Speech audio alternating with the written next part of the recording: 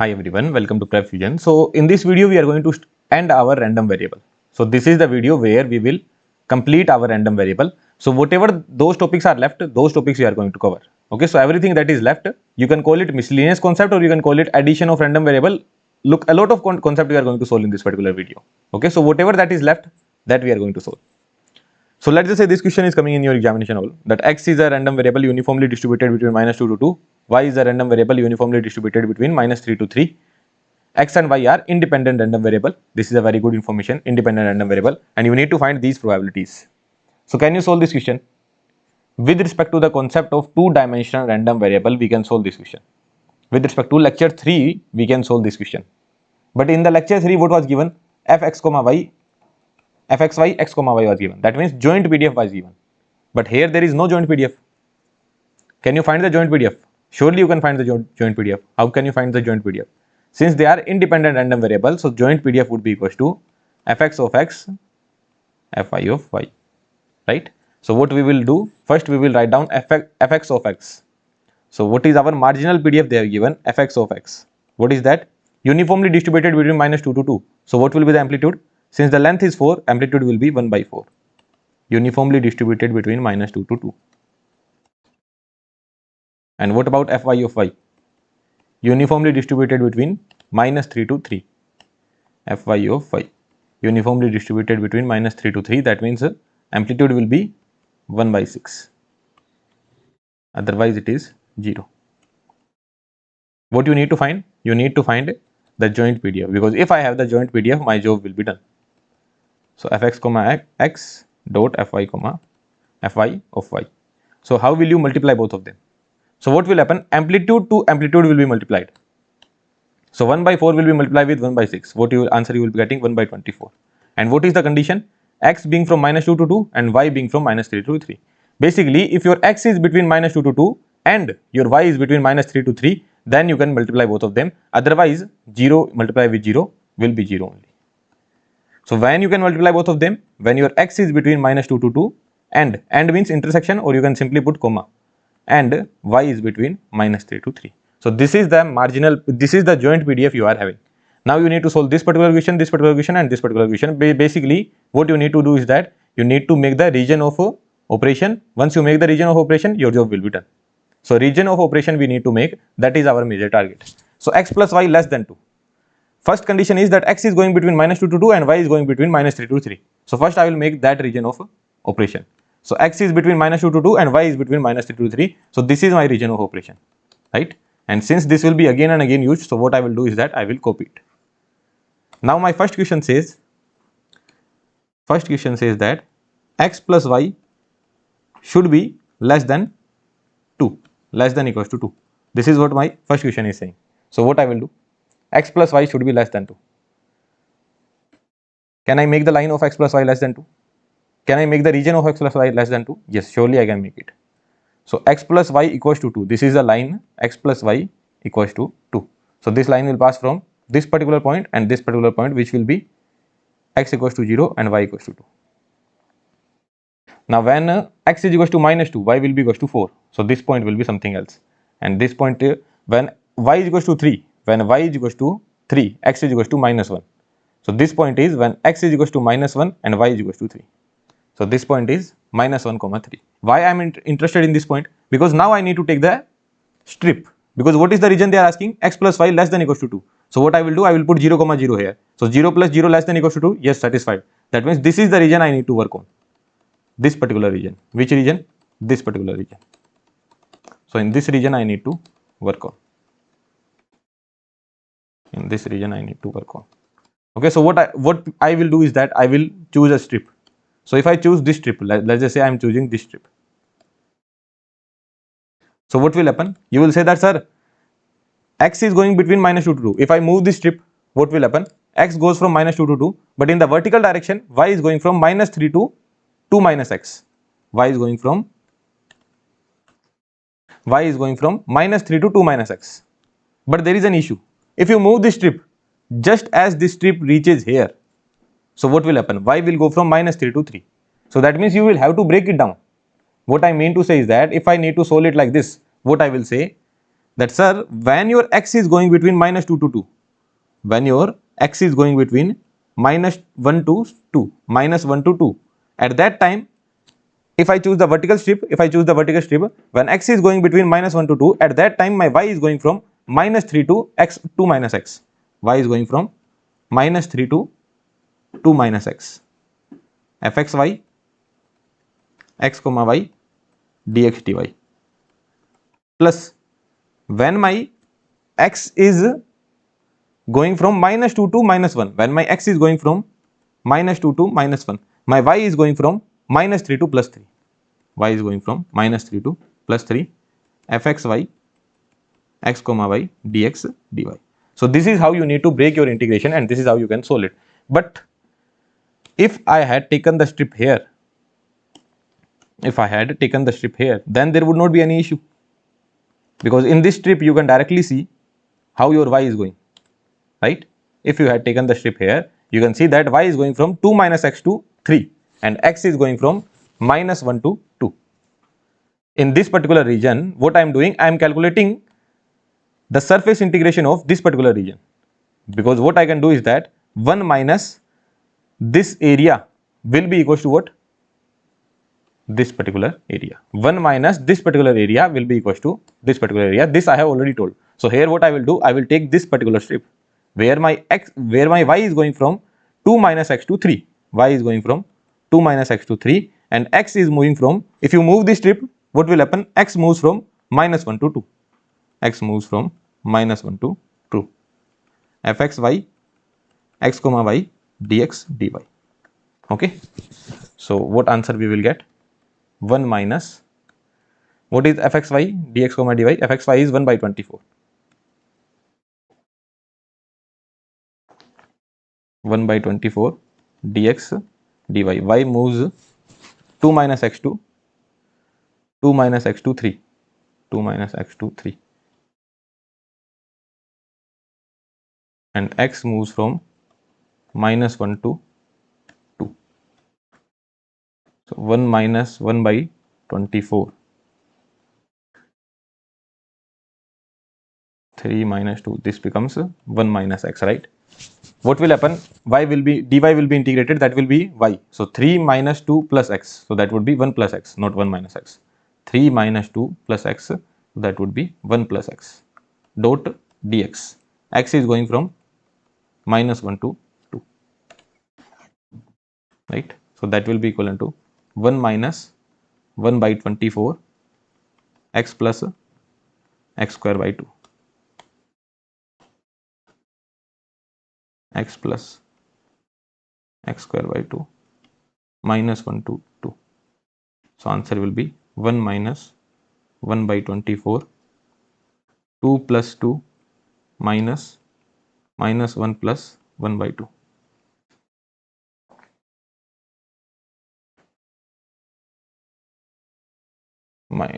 It would be 4 plus 1 by 2. So what that would be? 9 by 2. 4.5 divided by 24.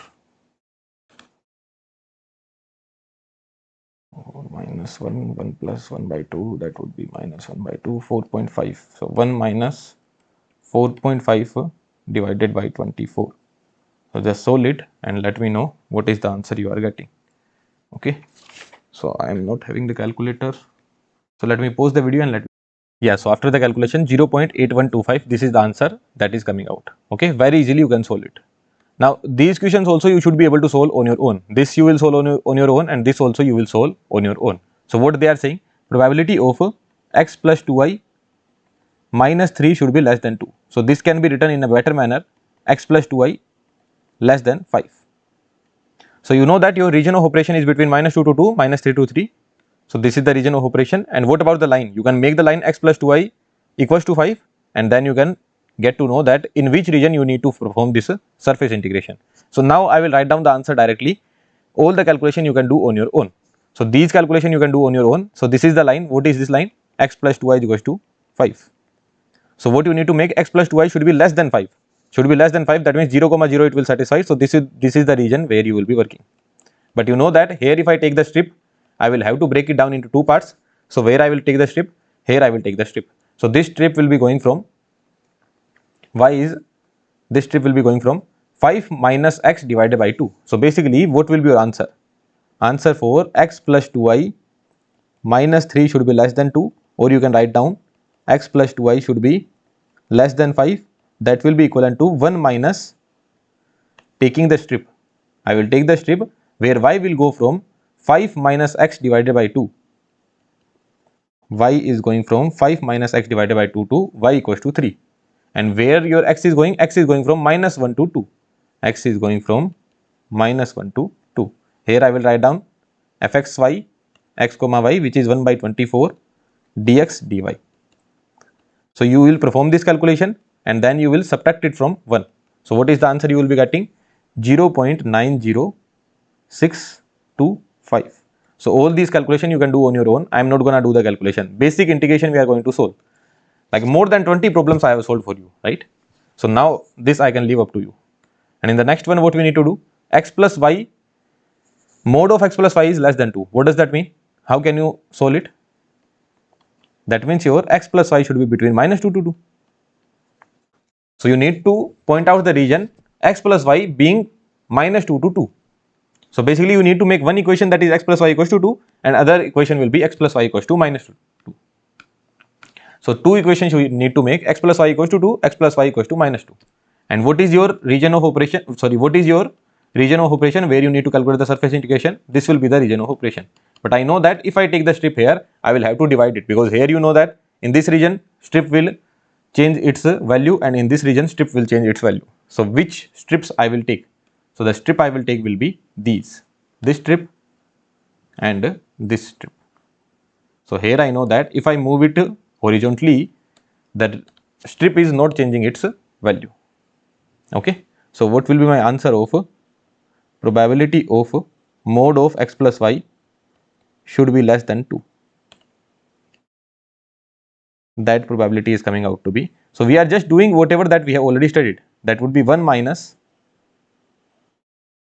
here x goes from, here y goes from 2 minus x to 3, y goes from 2 minus x to 3, and x goes from minus 1 to 2, x goes from minus 1 to 2, fxy dx dy minus, you take this strip, here your y goes from minus 3, always I told you from lower limit to higher limit I need to write. So y goes from minus 3 to minus 2 minus x, minus 3 to minus 2 minus x, and x goes from minus 2 to plus 1. How did I get this value? I know that at this particular point y is equals to minus 3. So I will put y equals to minus 3 here. So what I will get? X equals to 1. So x goes from minus 2 to plus 1. X goes from minus 2 to plus 1. So these much integration you should know how to solve. Dx dy. When you solve it, you will get to know that this answer and this answer is coming out to be the same. Okay. So what will be the answer? 1 minus whatever we solve it, answer will come out to be 0.625. So this will be the answer. So very simply I can get these answers. Okay. Very, very simple it is. Nothing difficult is there. Is that okay for you? So this is something that I already know. For the first 15 minutes we were solving the problem with the concept that I already know. But why I am teaching this concept again? So there is a theorem for all kind of independent random variables. Random variables has to be independent. So this is a very, very important for all kind of independent random variables. So let's just say I am having x1, x2, x3. All these three are independent random variables. They could be uniform, they could be Gaussian, they could be exponential, they could be anything. For example, I am taking that they are uniform. So x1, x2, x3 are my independent random variable. Now what I am doing? I am doing some operation here. I am adding up, or I may subtract them as well. What I am doing? x1 plus x2 plus x3, or I can do x1 plus x2 minus x3, x1 minus x2 minus x3. All these things I am doing. And then I am defining another new random variable x. So new random variable x is x1 plus x2 plus x3. This is your new random variable x. x1 plus x2 plus x3. So what will be the PDF of a new random variable x? That will be PDF of x1 convolution with PDF of x2 convolution with PDF of x3. Are you able to understand this point? X4 could be there, x5 could be there, xn could be there. Okay, like it can be extended to xn as well. So what I will keep on doing? I will keep on doing the convolution. So this is a theorem which we might use to solve some problems. Here I would not have to do all this calculation. Very easily in a very shorter manner I can solve the problem. So what does the theorem says? The random variable should be independent. If these random variables are independent, they could be added. I will remember with respect to addition. So if these random variables are added, then their resultant PDF will be convolution of these PDFs. So let's try understanding it. Let's try understanding with respect to the example. So what they have given, I will just take this question again.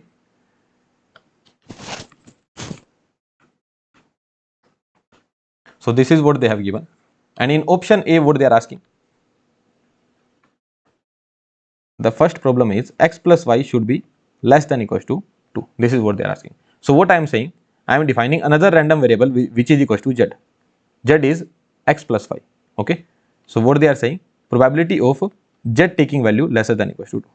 So now if I need to find this particular thing, that means what I need to do, minus infinity to 2 fz of z into dz. Right. I am having the PDF of a random variable z, and then I can follow this particular process. Now the point is, how will I get the PDF of z? I am having z equals to x plus y. So PDF of z would be PDF of random variable x convolution with PDF of random variable y. But the point is, this will have the axis of z. Basically, if I make the fz of z, let's just say if I make fz of z, so I will make it with respect to z only, no? I will make it with respect to z only. So this will have the x-axis with respect to x. This will have the x-axis with respect to x, and this will have the x-axis with respect to y. Are you able to understand this point? What I am saying, this horizontal axis resultant will have with respect to z. Horizontal axis this will have with respect to x, and horizontal axis this will say I am having with respect to y. Basically, what I mean to say is that if I make fx of x, what I will do? What is my fx of x? So my fx of x is uniformly distributed between minus 2 to 2. So uniformly distributed between minus 2 to 2.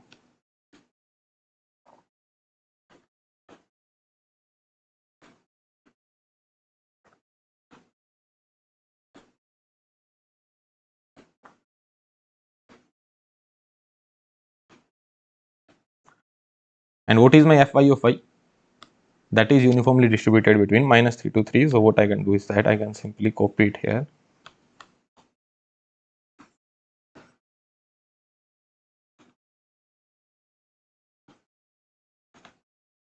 Fy of y minus 3 to 3. And what I need to do, I need to convolve both of them. So in signal system, we used to do the convolution. Their axis used to be of time. This was also of time. This was also of time. Now I know that my resultant axis will be of z. So what I need to do, I need to change them. No, this axis should be of z only. So basically, this is not your fx of x. This is your fx of z. Nothing. I am just changing the axis. Nothing else. So here also I will write down fx of z. So whatever the PDF that you are having, you already know the PDF. Just that the random variable x will take the value small z. Random variable y will take the value small z.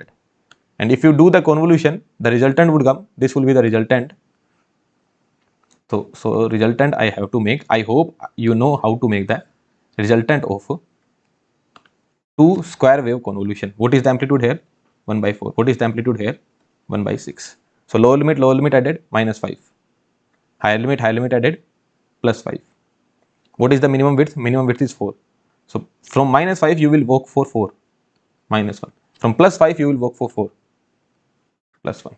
And then you know that what is the slope here? 1 by 4 into 1 by 6, that would be 1 by 24. This process you should know. I hope you know this process. The slope will be 1 by 24. So this will be your PDF of z. And otherwise it is 0. Otherwise it is 0. What is the slope? 1 by 6 into 1 by 4 into 1 by 6, 1 by 24. The slope is 1 by 24. So what do you think, what will be this amplitude? This length is 4, so this amplitude has to be 1 by 6, because 1 by 6 divided by 4 will be 1 by 24. So this amplitude is 1 by 6. So this is your fz of z. So this is your fz of z. And this is pretty obvious that if x and y are taking value between -2 to 2, and z is defined as x plus 5. So what do you think, what will be the minimum value of z? That will be here -2, here -3, -5. And what do you think, what will be the maximum value of z? 2 plus 3, that would be 5. So z will take the value between -5 to 5. But how it will take? So here the nature is changing, no?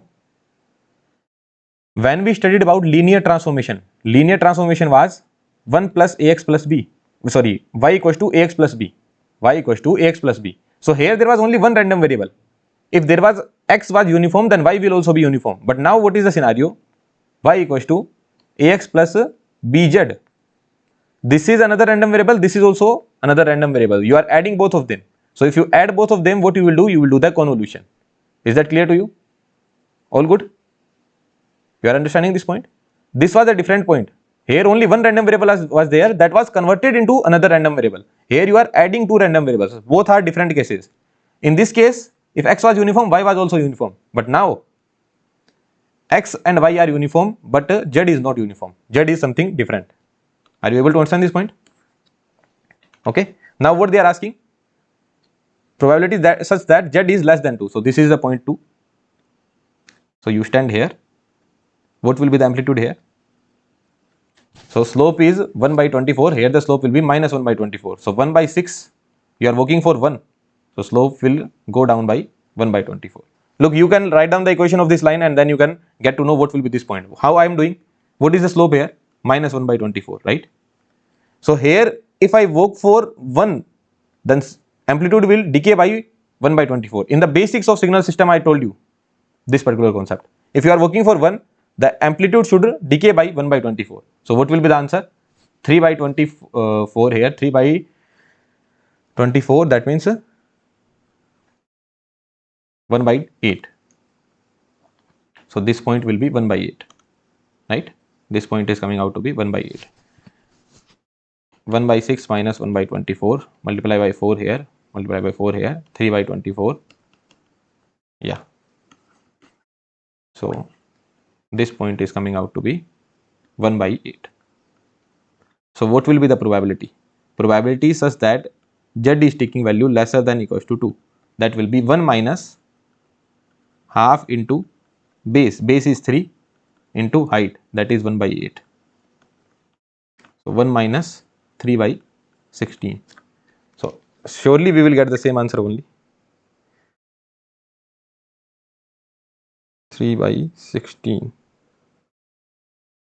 0.8125. Was this the same answer?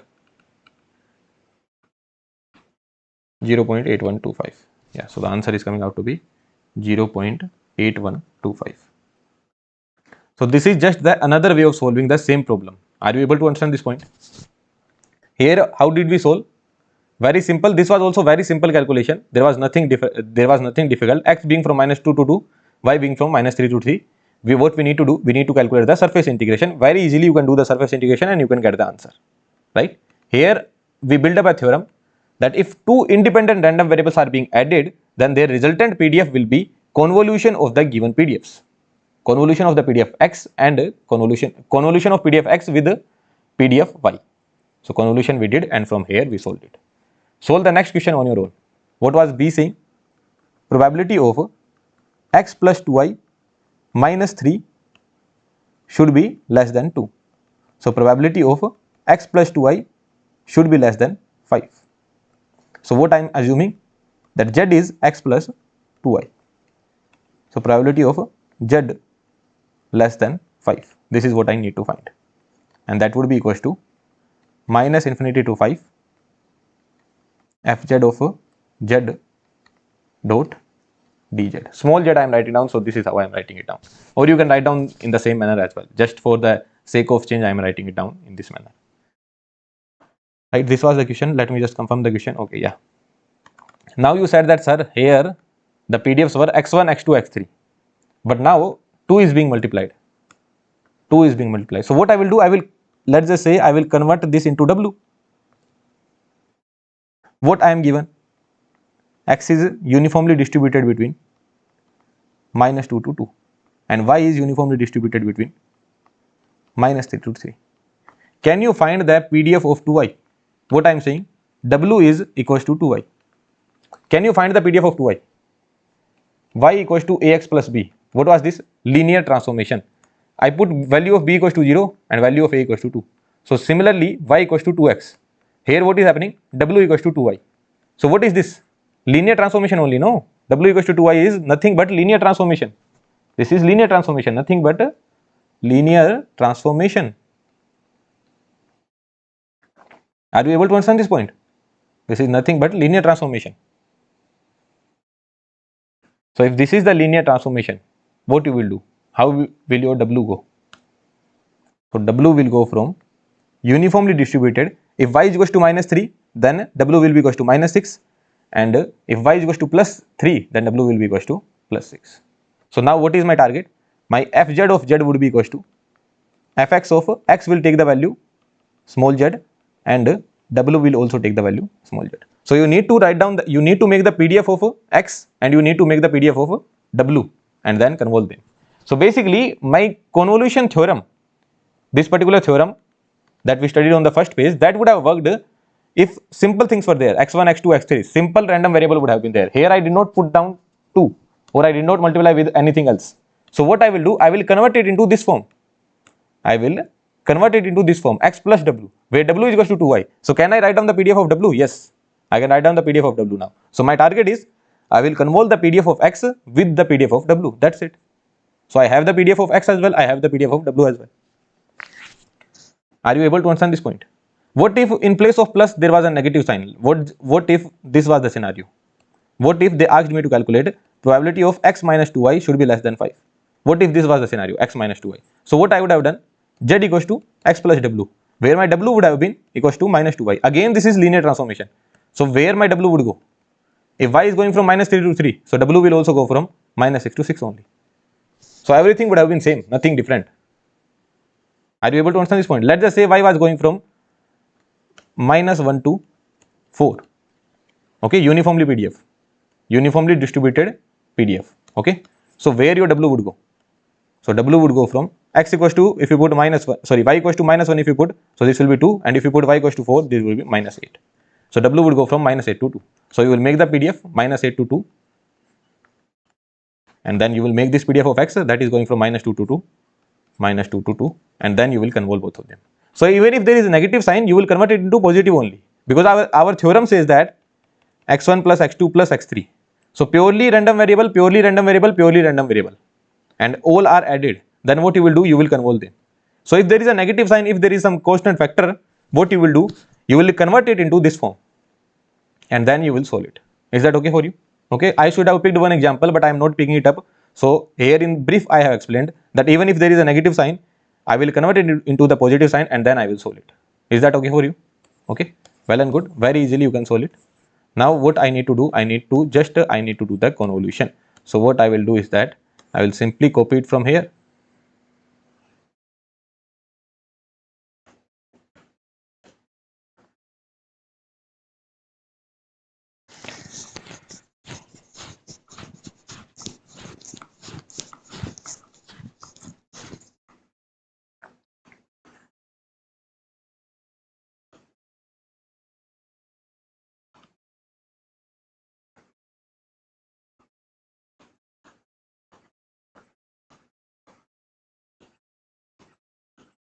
So PDF of x is not changing, but PDF of W has changed. So PDF of W is saying that I am going from minus 6 to 6. So what do you think, what should be this amplitude? That would be 1 by 12. So lower limit added, that means minus 8 to plus 8. Higher limit added, that would be 8. What is the minimum width? That is 4. So from minus 8 to minus 4 you will go, and from 8 to back you will come 4. What will be the slope? Slope will be 1 by 48. Slope will be 1 by 48. So since this length is 4, so what should come here? 48 divided by 4, 1 by 12. So this amplitude will be 1 by 12 because 1 by 12 divided by 4 will be equals to 1 by 48 because slope is 1 by 48, right? So this slope is 1 by 48. In signal system we study this process, okay? So that's why I'm doing it a bit in a quicker manner, because in signal system you have done enough practice. So this is the PDF of Z now. This is the PDF of Z, right? So Z less than 5, Z less than 5, Z less than 5. This is the point of 5, Z less than 5. So this area you need to calculate. So what I will do, what I need to calculate probability of Z less than 5. And here I'm just need to write down this is linear transformation. So probability of Z less than 5. So what I will do, 1 minus this particular area. What is this area now? This area is half into base into what is the height. So 1 by 12 minus the slope is 1 by 48, because if you are going ahead 1, then the amplitude will decrease by 1 by 48. So 3 by 48. So this will be 3 by 48. So answer will be 1 minus 9 by 96. So what will be the answer? 1 minus 9 by 96 minus 1. So 0.90625. Surely the answer has to be same only. Answer is coming out to be same. So just another concept I have taught, that independent random variables are given. If independent random variables are given, what you can do, you can convolve them. And if you are able to convolve them, you will get the resultant PDF. And from this resultant PDF, you can get any answer. But here, for this particular question, I need to make different PDF. For this particular question, I need to make different PDF. Now I am going to solve another one. For that particular problem as well, I will have to make a different PDF. Luckily, here I don't have to make different PDF because x plus y only is given. So here what I need to do, x plus y is going from minus 2 to 2. So basically here different PDF I need to make for this one and this one. But what about this particular question? So here region of operation was this one. Here also same region of operation, just the line equation got changed. And here also same region of operation, line got changed, right? So whatever that you are comfortable with, solve in that manner. Okay, if you are not comfortable with double integration, then why would you go here? You will directly come here because you know how to easily convolve two particular PDF. But there is one condition for this particular concept. There is one condition. What is that condition? Very, very important. The condition is independent. If they are not independent, then you will have to go to lecture 3. So lecture 3 is not becoming irrelevant. Okay, lecture 3 is still very much relevant. Why is that so? Because if x and y are not independent, then only lecture 3 will help you. If they are independent, then this lecture may also help you. Okay, are you able to understand this point? So lecture 3 is still relevant. If I am an educator, if I need to frame a question paper, I will surely frame the question paper in a manner that they will not be independent, so that lecture 3 becomes relevant as well. Okay, but if in the question, if they have given independent random variable, then you can do the convolution property as well. Okay, so what you will do, I have already explained. You will make another random variable, that is z equals to x plus y. Then you can understand from here that you just need to convolve the PDF of x and PDF of 2y. Okay, so after the convolution, very easily I can get the answer. Here between minus 2 to 2, you need to find. So what is my z? Z is equals to x plus y. Do I already know the PDF of z? Yes, right? What is my task? It should be between minus 2 to 2. So minus 2 to 2, fz of z dot dz. So z is equals to x plus y. So this process I have already done in one of the previous problems. This process have been already done in one of the previous problems. There you go.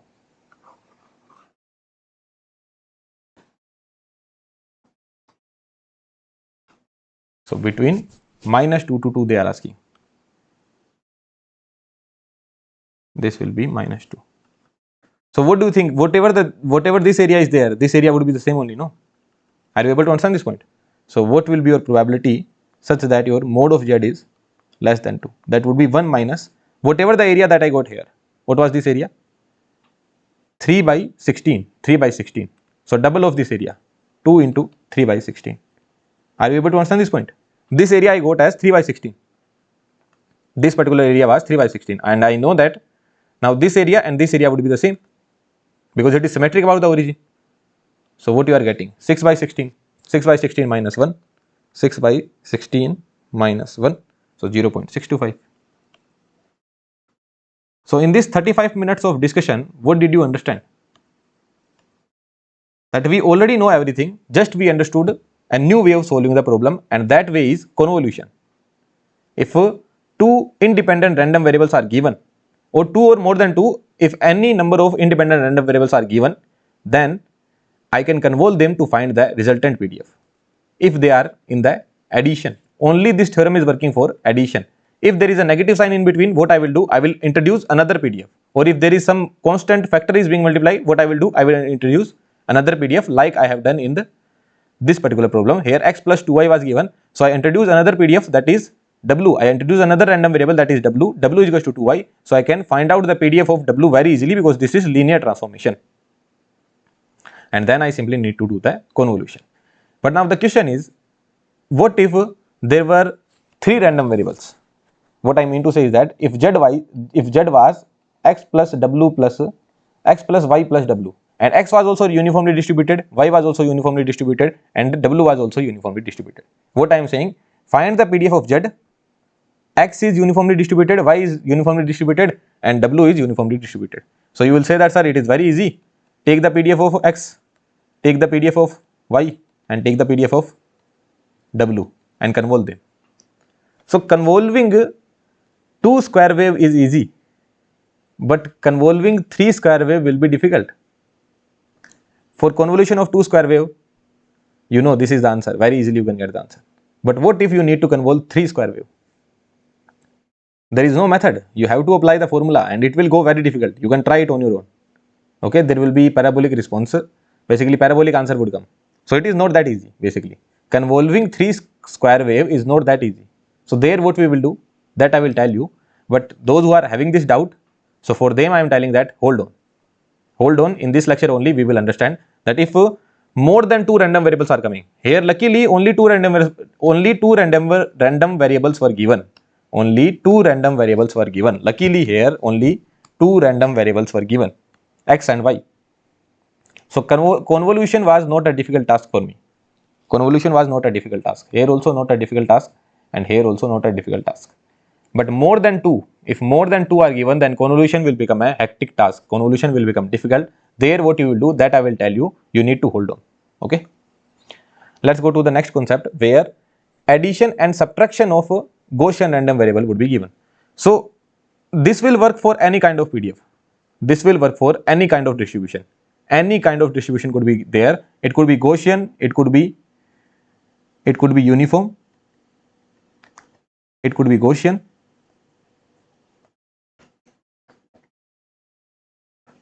or it could be anything else. So this method will work for everyone, anything else.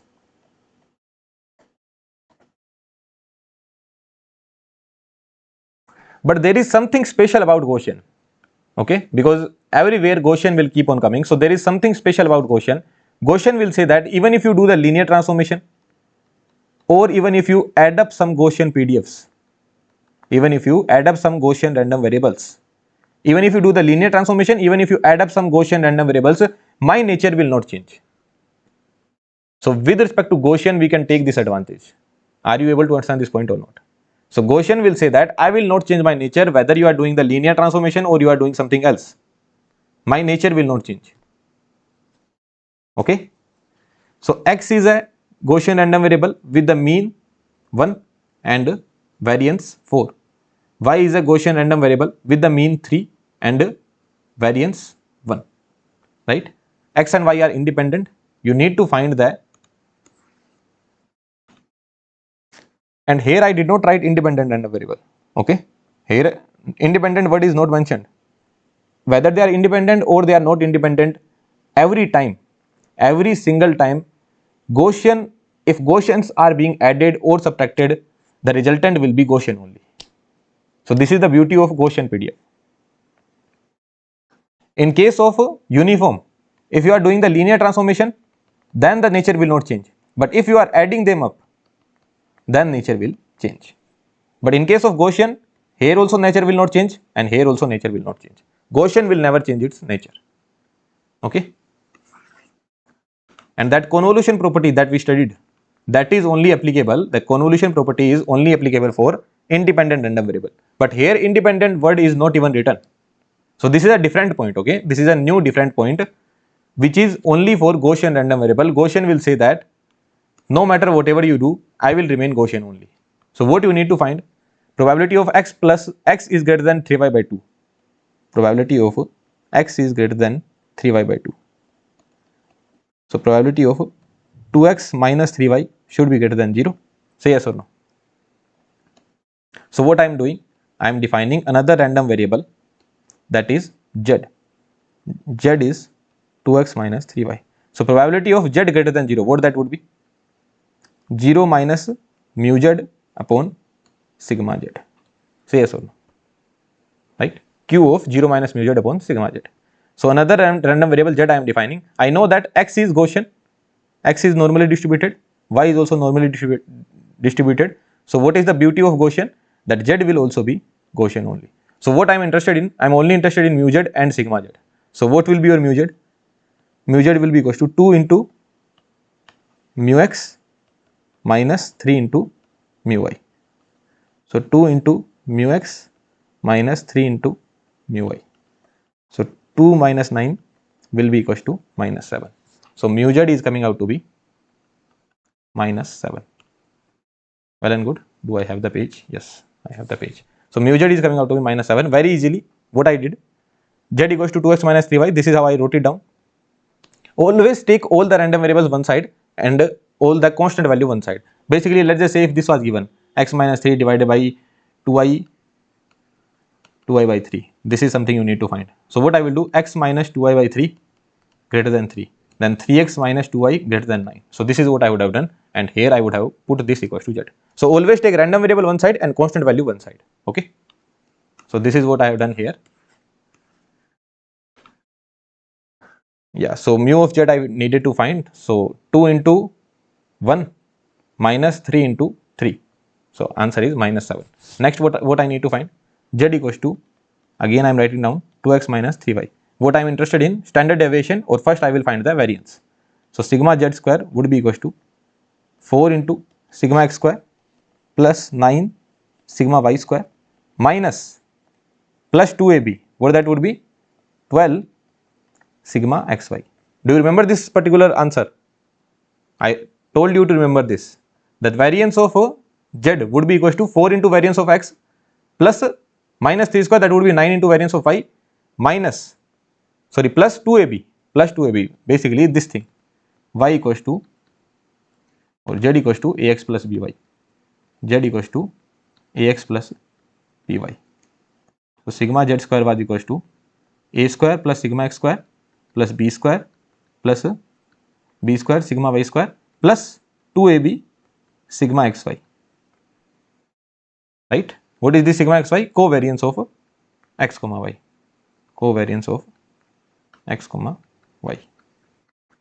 But x and y are independent. X and y are independent. This is given in the question. X and y are independent. So if x and y are independent, what does that mean? Expectation of xy would be equals to expectation of x multiply with expectation of y. So what would be your covariance? Covariance would be expectation of xy minus expectation of x into expectation of y. This is your covariance. What that would be equals to? 0. So if x and y are independent, then their covariance would be equals to 0. So this will go down to 0. So sigma z square would be equals to 4 sigma x square plus 9 sigma y square. So basically, if x and y are independent, then directly without even thinking anything, you will directly write down this particular thing, 4 sigma x square plus 9 sigma y square. You will not even write down your covariance. So 4 into sigma x square. Sigma x square is 4 and sigma y square is 1. 4 sigma y square is 1. 25. So what will be the value of sigma z? 5. No one will say, sir, it will be plus minus 5. I told you, always positive value. Sigma z standard deviation will always be equals to under root. So positive value will come. Plus minus 5 will not be the answer. Sigma z will be plus 5 only. Right? So 16 plus 9 is 25. So sigma z is coming out to be plus 5. So what will be the answer? Answer of probability x is greater than 3y by 2. X is greater than 3y by 2. That would be equals to q of 0 minus mu z. Mu z is minus 7. So that would be 7 divided by sigma z. What is the value of sigma z? 5. So q of 7 by 5. That would be the answer.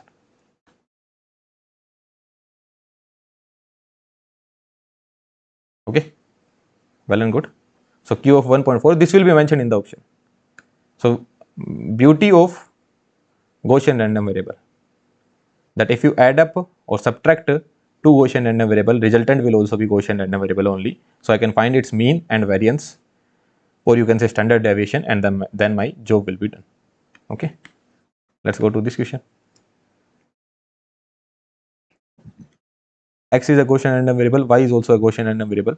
Covariance of x comma y, covariance of xy is given as 3. You need to find the probability such that x minus y is greater than 2. Mode of x minus y is greater than 2. So first thing, what do you understand from here? What do you understand? That x and y are not independent. X and y are not independent. And y are not independent.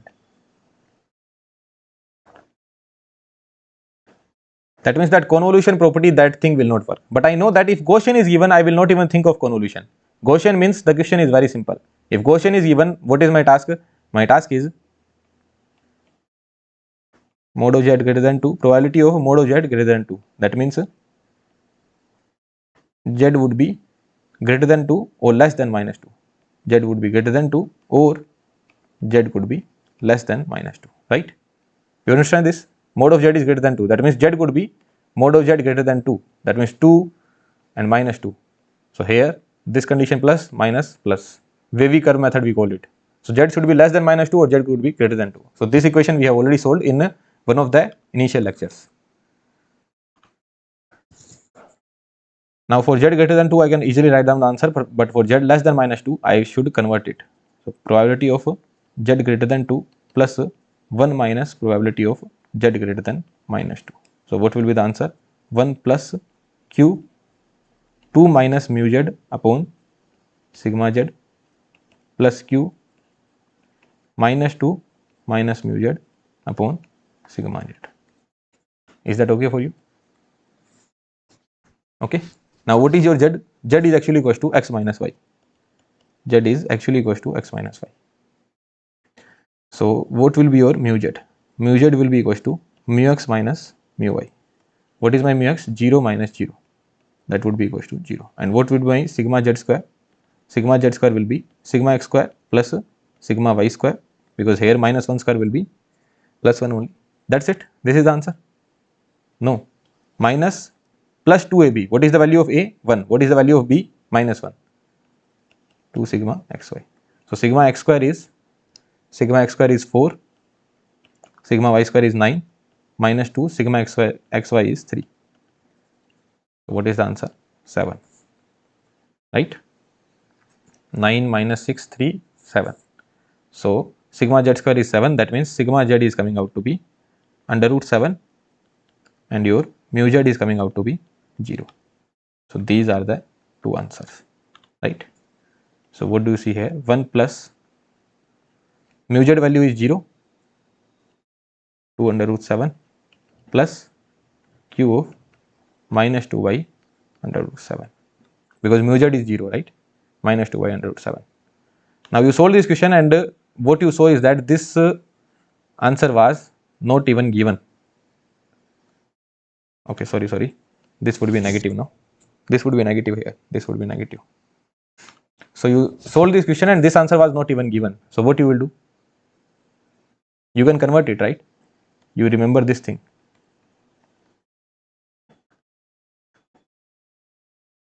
Right? So what you can do? You can convert this. This will be 1 minus q of minus 2 by under root 7 will be equals to q of x only. So what you will get? Answer could be written as 2q of 2 by under root 7. Is that okay for you or not? So this could be the answer. Very, very simple. Okay. Normally distributed, that means Gaussian. This will also be Gaussian. I defined z. Then I can find its mean and variance. What was the mean? 0 minus 0, 0. What will be the variance? variance will be sigma x square plus sigma y square, but here it is not independent. So minus 2 sigma xy will also come. 2 sigma xy is given as 3. So 4 plus 9 minus 6, that would be 7. So sigma z is under root 7, mu z is 0. What I need to find? Probability of a mode of z greater than 2. That means z could be less than minus 2 or z could be greater than 2. So this is how I can write it down. And then from there I remember the Q formula. Q of a minus mu x upon sigma x, or a minus mu z upon sigma z. So here also I did the same thing, and I know that what this will be equivalent to, this will be 1 minus q of minus x. 1 minus q of minus x is equivalent to q of x. That means 2q of 2 by under root 7. This will be my answer. Okay. Now let's see more questions. More question also we can see. I will try to frame one more problem on my own. So x is a uniformly distributed random variable with the mean 1 and variance 4.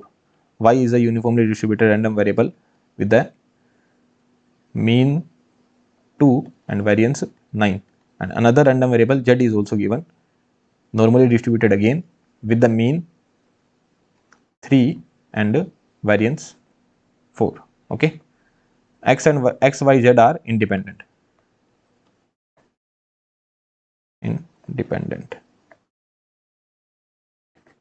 What you need to find? Find the probability such that x minus 2y by 3 is greater than z plus 2. This is what you need to find. Random, anything randomly I have written down. So what did you see here? Whenever you see this question, what will come to you? Sir, great. Normally distributed, normally distributed, normally distributed. That means, sir, Gaussian, Gaussian, Gaussian. Sir, if it is Gaussian, then my job is done. The question is actually very easy. So what I would do, sir? First thing is that I will take out probability of x minus 2y. So what I need to do is that probability of 3x minus 2y is greater than 3z plus 6. Right? This will be 3x minus 2y.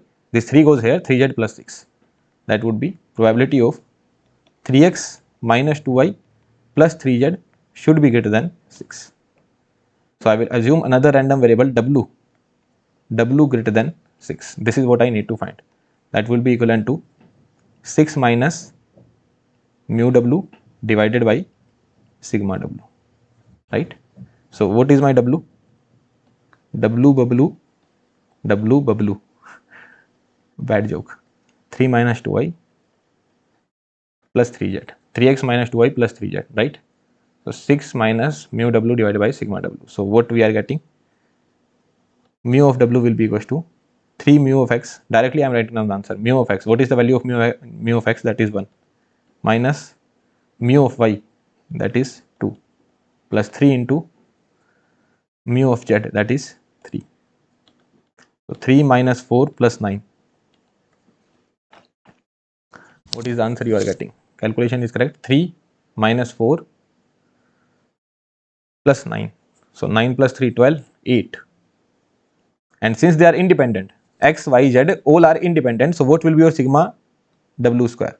So 9 sigma x square plus 4 sigma y square plus 9 sigma z square. Right? They are independent, so nothing covariance, nothing will come. Only directly 9 sigma x square plus 4 sigma y square plus 9 sigma z square. So 9 sigma x square, 9 into 4, 36 plus 9 into 4, 36.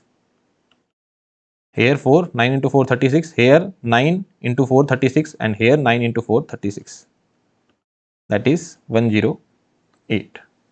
So sigma w square is coming out to be 108. So sigma w will be under root 108.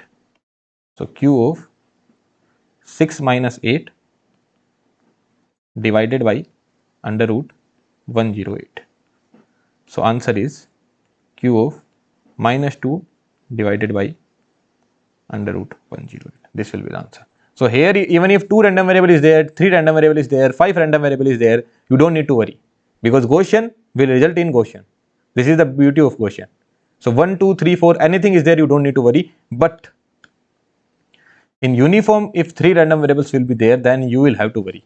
Right? We will surely solve a lot of questions based on 3 random variables as well when uniform PDF is given. For Gaussian, it will be very easy. For Gaussian, even if 3 are given, you don't need to worry, because you know that resultant of Gaussian will be Gaussian.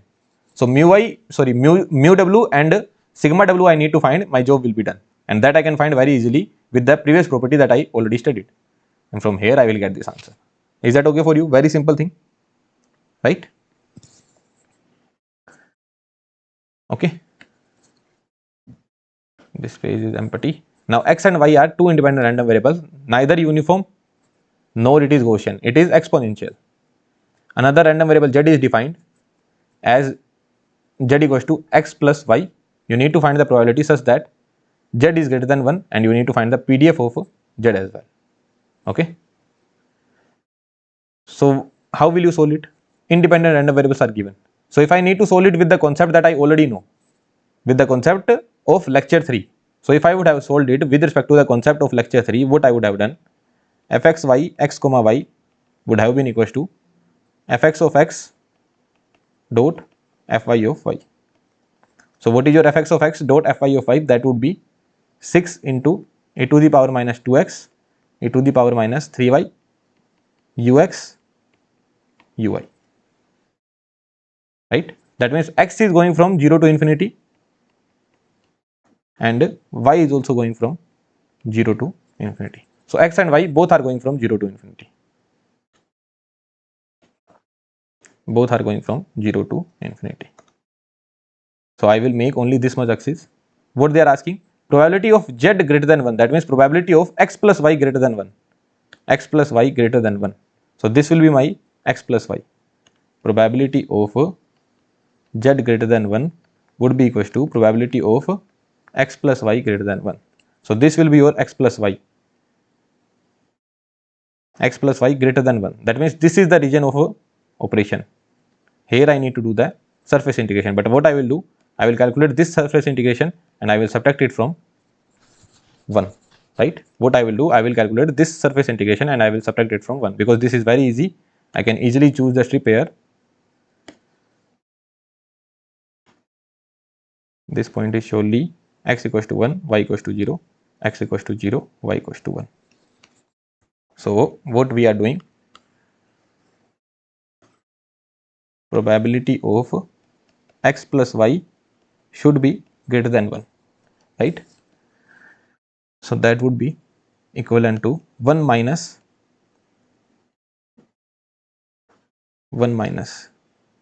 this is your y equals to 0 and this is your y equals to 1 minus x, and x is going from 0 to 1, x is going from 0 to 1 and y is going from 0 to 1 minus x. What is fxy? That is e to the power 6 into e to the power minus 2x e to the power minus 3y dx dy. There you go. This integration will not be that easy, but it is easy only, not that difficult as well. First you need to integrate with respect to y. So what you will do, keep x as it is. So integrate with respect to y, keep x as it is. E to the power minus 3y divided by 3. Negative sign will also be there. So what I will do, in the negative sign I will interchange the limit. E to the power minus 3y divided by minus 3 should come, but what I did, I put 3 here and then I interchange the limit. All good?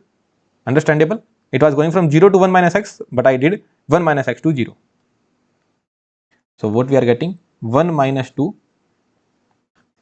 x is going from 0 to 1, x is going from 0 to 1, e to the power minus 2x, e to the power minus 2x into 1 minus e to the power 0 is 1, 1 minus e to the power minus 3 into 1 minus x. So what I will do, e to the power 3 into x minus 1, e to the power 3 into x minus 1. So this is something that I will be getting, dot dx, right? E to the power 0 is 1 minus e to the power minus 3 into 1 minus x. So e to the power minus 3 plus e to the power, okay, sorry, this will be 1 minus x. So e to the power minus 3 e to the power plus 3x, e to the power plus 3x, and this will be e to the power minus 3. This will be e to the power minus 3. So what you are getting, 1 minus 2, x goes from 0 to 1, e to the power minus 2x dot dx minus 2, x goes from 0 to 1, e to the power minus 3, e to the power 3x dot dx. e to the power 3x multiply with e to the power minus 2x. So this will become e to the power x dot dx. No ds, e to the power minus 3. 2 sign is already there. 2 e to the power minus 2x. Yeah. So 1 minus 2 e to the power minus 2x. Like this is very bad way of solving the integration, to be very honest. I could have solved it in a better manner. 1 to 0 divided by 2 minus 2 e to the power minus 3 e to the power x 0 to 1. Right, like this calculation doesn't sound like very good. 1 minus e to the power minus 1 minus 2 e to the power minus 3 e to the power 1 minus 1. Right, so e to the power minus 1 minus 2 e to the power minus 2 plus 2 e to the power minus 3. Let me check if I put everything correct or not. So I will solve this and let you know the answer. Yeah, so actually a lot of mistakes were there. First thing is that here positive sign would come. Okay, this positive sign would come.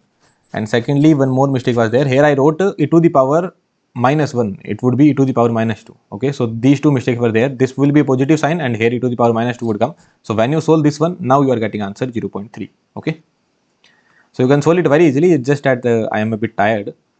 Since I am tired, I am not able to do the calculation in a good manner. But now answer is 0.3. So this is how I could have solved it without using the concept of convolution. But I can use the concept of convolution as well, right? Because z is equals to x plus y, x and y are independent, so I can convolve them as well. Are you able to understand this point? So what I would do, method 2, z is equals to x plus y. Yeah, now from this method I cannot get the PDF of z.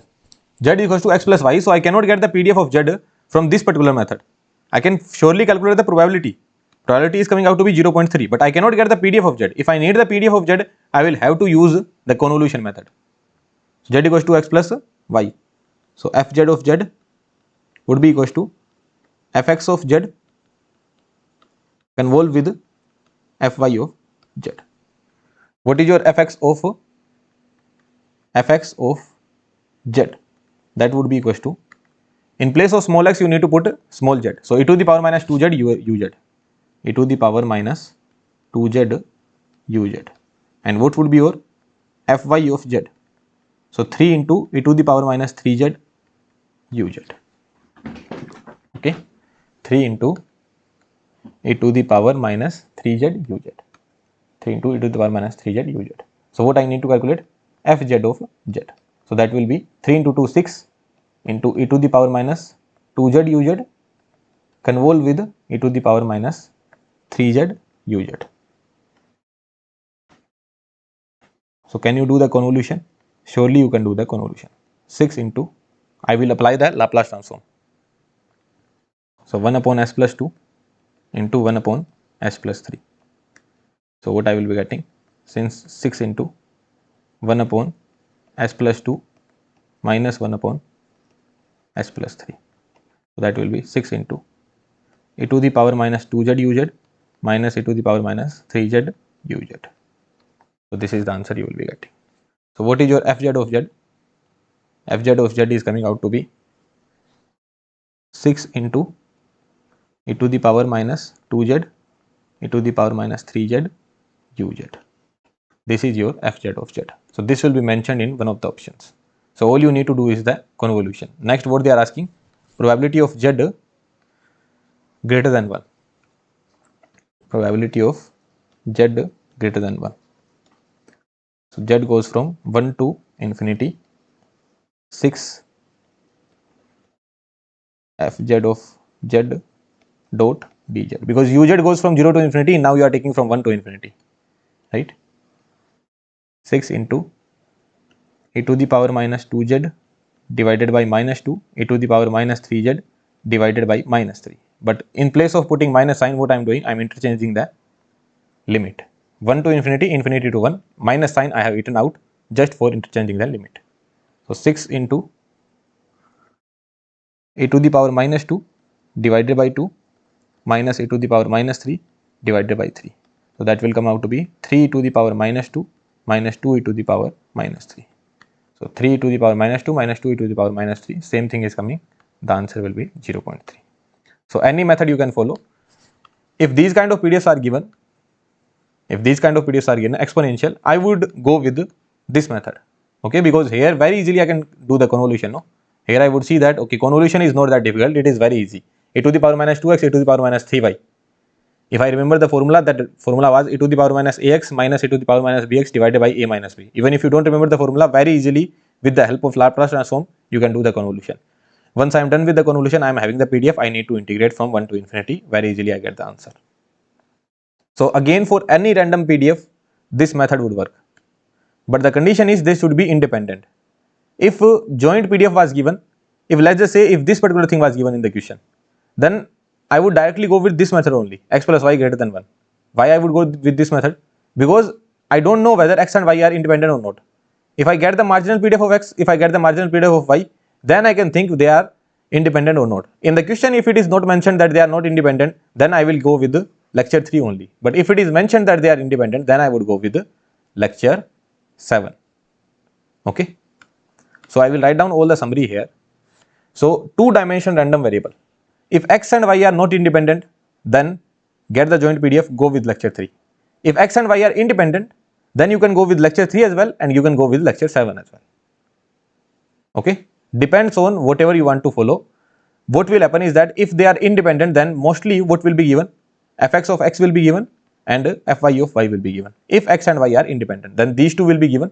If these two are given, then you know one thing. What is that? You can apply the convolution theorem here, or whatever you can do, just you can apply the convolution one, and here what you will do, here you can find out fxy x comma y, which will be given as fx of x dot fy of y. Then for getting some probability, for getting any probability, for getting any random probability, what you can do, you can take the surface integration dx dy. Here you can apply the convolution, you will get the z. What you will get? Here what you will get? You will get fz of, if z is equals to x plus y. Basically here you will get the PDF of z, and that PDF, from that PDF you can calculate z greater than anything. So here from the convolution also you know how we can do, from the lecture 3 also you know how to do. Okay, so whatever that is comfortable, we have solved a lot of questions as well, that whatever that is comfortable. In this particular question, I will be comfortable with the convolution one. Also, this is also very easy only, just that integration is a bit typical, nothing else. Otherwise, it is very easy. In these kind of problems, here if Gaussian is given, my job is done. Gaussian is very, very easy. In Gaussian, I will not even have to think anything else, because Gaussian will result in Gaussian only. And if these square were given, if uniform PDF were given, so if there are two uniform PDF, if there are two, then I will be happy, because convolving two square wave is easy for me, and then I can get the answer. Otherwise, I can get with this option as well. I have this particular method as well. In this method, where my x goes, where my y goes, and based on that, I can get my answer. I will just make a line, I will have to make the region of operation, and then I will have to calculate surface integration, right? So another summary is there. This is one summary. Along with that, there is another summary as well. What is that summary? 2-dimensional random variable. What about that x and y? Where is that gone? Yeah, this summary is also there, but that we will see later on. Okay. Before that, we need to study about central limit theorem. So this summary is clear to you.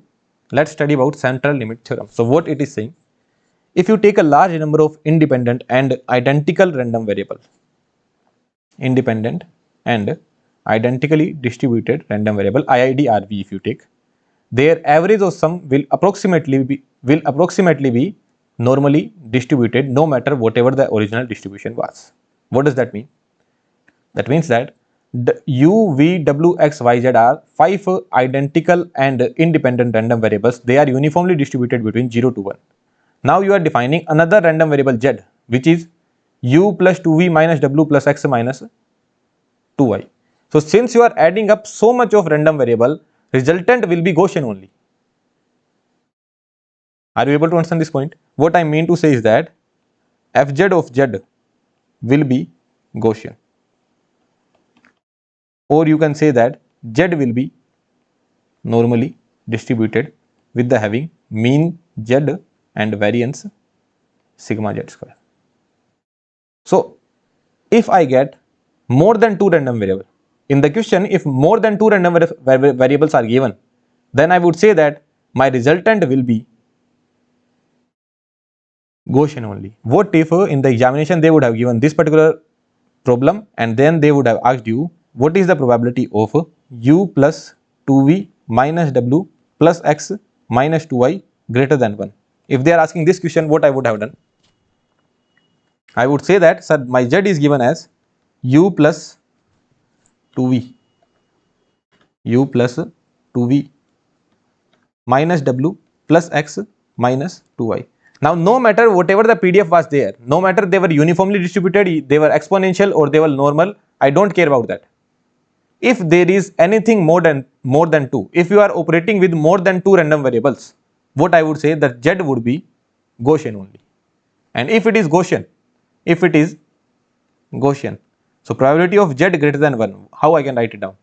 Q of 1 minus mu z divided by sigma z. So what will be my mu z? Mu z will be mu of u. What is the mu of u? From here you can tell that what will be the mean, that would be 1 by 2. And what will be the variance? What will be the variance? B minus a whole square divided by 12. So variance would be 1 by 12. You remember this formula, no? A plus b divided by 2, 0 plus 1 divided by 2, b minus a whole square, length of whole square divided by 12. So mu of z would be 1 by 2 plus 2 into 1 by 2 minus 1 by 2 plus 1 by 2 minus 2 into 1 by 2. So what is the answer you are getting? 1 by 2, right? What is the answer we are getting? 1 by 2. And what about sigma z square? They are independent, right? They are independent. Since they are independent, so what will be my answer? Sigma u square plus 4 sigma v square plus sigma w square plus sigma x square plus 4 sigma y square. So 1 by 12, 1 by 12, 1 by 12. So 1 by 12 plus 4 by 12 plus 1 by 12 plus 1 by 12 plus 4 by 12. 11 by 12. What you are getting? 11 by 12. So what is the answer you are getting? This is your sigma z square. So what will be the value of sigma z? That will be under root 11 by 12, right? So let's do it on the next page. Probability of z greater than 1, that would be equivalent to q of 1 minus mu z, 1 minus mu z. Mu z is 1 by 2 divided by sigma z, that is under root 11 by 12. So what you are getting here? 11 by 12 under root and then reciprocal into 0.5. So 0.52. Now sir, I don't even know the value of q of 0.52. How will I click on the option? You know the graph of q function, no? You know the graph of q function. Q of x. The graph would go somewhat like this. This is your q of 0. Sorry, x equals to 0. This value will be 1 by 2. And this value is 1. So q of minus infinity is 1. Q of 0 is 1 by 2. So what do you think? What will be your q of 0.52? So q of 0.52 will be surely less than 1 by 2 only, no? Q of 0.52 will be less than 1 by 2. So your answer would be less than 0.5. Answer would be less than 0.5. Answer would be 0.3. So this is actually 0.3. But even if it is not given in the question, what you can do? You can think about it, no? Q function.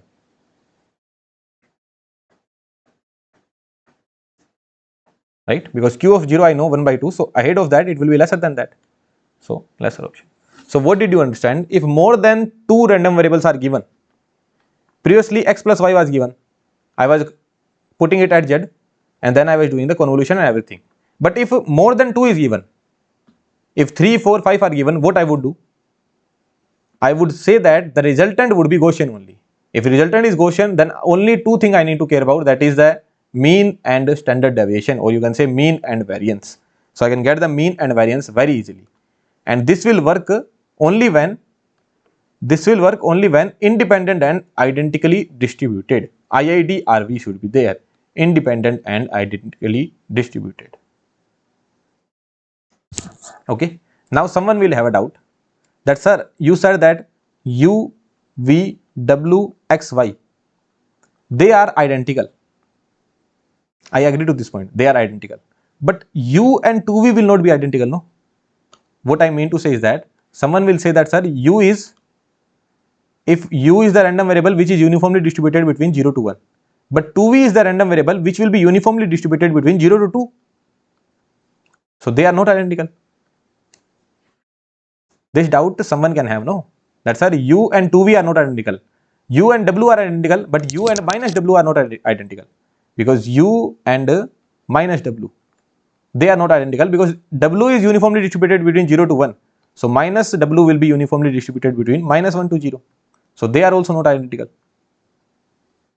Yes, your doubt is true, and what you are saying, that is also true. They are not identical. And ideally this central limit theorem should not work, because statement of central limit theorem says that they should be independent and identically distributed. But even if they are not identically distributed, still this theorem works. Approximately you get the same answer only. So in worst case in the examination, if they give you more than 3 random variable, blindly apply this theorem. Okay, blindly apply this theorem. Don't even think that whether this resultant will be identical or not. Ideally, as per the statement, IID/RV is written. In every textbook you will see that independent and identically distributed, that is written. But here, needlessly, or you can say deliberately, I took the example U plus 2V. I could have taken the example in a manner U plus V plus W plus X plus Y. This is how I could have taken. But I deliberately took the example of U plus 2V minus W plus X minus 2Y. Because people will have the doubt that, sir, 2V, U minus W minus 2Y and X, they are not identical to each other. They are different. Their distribution will be different. Yeah, they are different. I know they are different, but still the central limit theorem will work. But as per the statement, they should be identical. But actually, if a lot of random variables are given, the theorem works. Okay, the theorem works. All good? All fine? Okay. So now what is the summary? Linear transformation of random variable was given. This we studied in the last lecture. Y equals to Ax plus B. Nature will not change for any kind of PDF. Whether it is Gaussian, non-Gaussian, uniform, any kind of PDF is given, the nature will not change. Only thing you need to change is that from where to where it will take the value. And mean will also change. Along with that, variance will also change. Basically, if y is equals to Ax plus B is given, so what will be the mean? Mean of new random variable will be A into mu x plus B, and what will be the variance? Variance will be A into sigma x square. So mean and variance will change, but the nature will remain the same. Nature will remain exactly the same. Now if you are adding up or subtracting independent random variables, that means y equals to x plus z. So if it is Gaussian or non-Gaussian, in non-Gaussian nature will change, but in the Gaussian nature will not change. So y, if x is Gaussian, z is Gaussian, so y will also be Gaussian. But here you cannot comment anything about the nature. Only thing you need to comment is fx of x convolution with fz of z. But here we will not put z because resultant is y. So here you will put fx of y and fz of y. So if you do the convolution of this PDF with this PDF, you will get the resultant PDF. You cannot comment on the nature of random variable. You cannot comment on the nature of the distribution. It could be uniform, it could be triangular, it could be any other shape as well. We don't know. But if you are adding up a lot of random variables, then the resultant PDF will be Gaussian only, irrespective of the nature of x, w and z. Whatever the nature of x, w, z is given, but if a lot of random variables are being added, then resultant will be Gaussian only. Is that okay for you or not? So this is the summary of everything that we have studied. So no confusion should be there. Linear transformation is a different thing. People usually think that, sir, this is also addition of two random variable. This is not the addition of two random variable. This is the linear transformation. Only one random variable is being converted into the other one, and this is the addition of two random variables. So they are different. That's why I wrote down two things together. So they are different. Here, if you are adding up two random variables, in case of Gaussian PDF, it will be Gaussian only. But in case of uniform or in case of anything else, it may change. Okay. Here I will prefer doing the convolution, because with respect to convolution, I will get very easily I can get answer very easily. What I can do for square wave, it will be very easy. Doing the convolution will be very easy, and I can get my answer. Right. Otherwise, I have another method. What is that method? Lecture 3. Right. I will get the joint PDF, and from there I will solve it. Okay. And if a lot of random variables are being added, then simply Gaussian I will apply. Okay. And these things which we already know, y equals to ax plus b. So what will be mu y? So a into mu x plus b. And what will be your sigma y square? That would be a square into sigma x square. And what about mu y here? That would be simply mu x plus mu z. But what about sigma y square? That would be sigma x square plus sigma z square. That's it. No, 2ab. 2 into value of a is 1, value of b is 1. 2 into covariance. So covariance will also come. Covariance of x and z. So that is important. Don't forget that. But if x, z, w, u, all these are independent random variables. If they are independent, then there is no change in the mean. But here, covariance term will not come. The covariance term will not come. With respect to the mean, you just need to add them up. But here in the covariance also, you will just add them up. Nothing else will come. Okay. So these things we already know. Right. Now, I told you one topic was left. Continuous random variable to continuous random variable transformation only, but this time it is non-linear. So what is the relation between y and x this time? Y equals to ln x plus 1. So this is non-linear transformation, right? So what kind of graph you will get between y and x? What I am doing, I am making the graph between random variable y and x.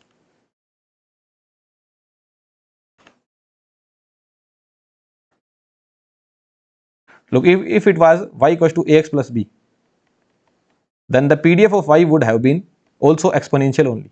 This would also be exponential, because linear transformation does not change the nature of random variable. So this would have been also exponential only.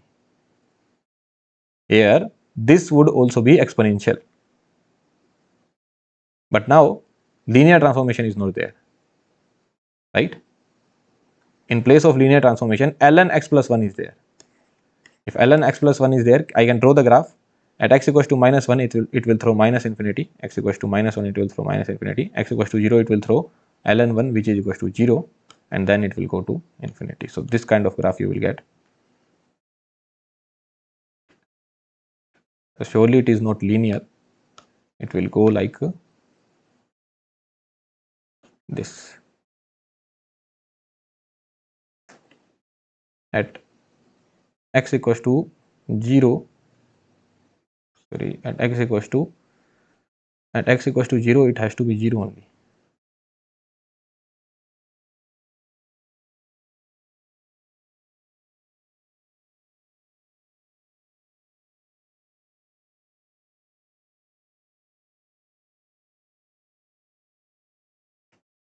Yeah, fine.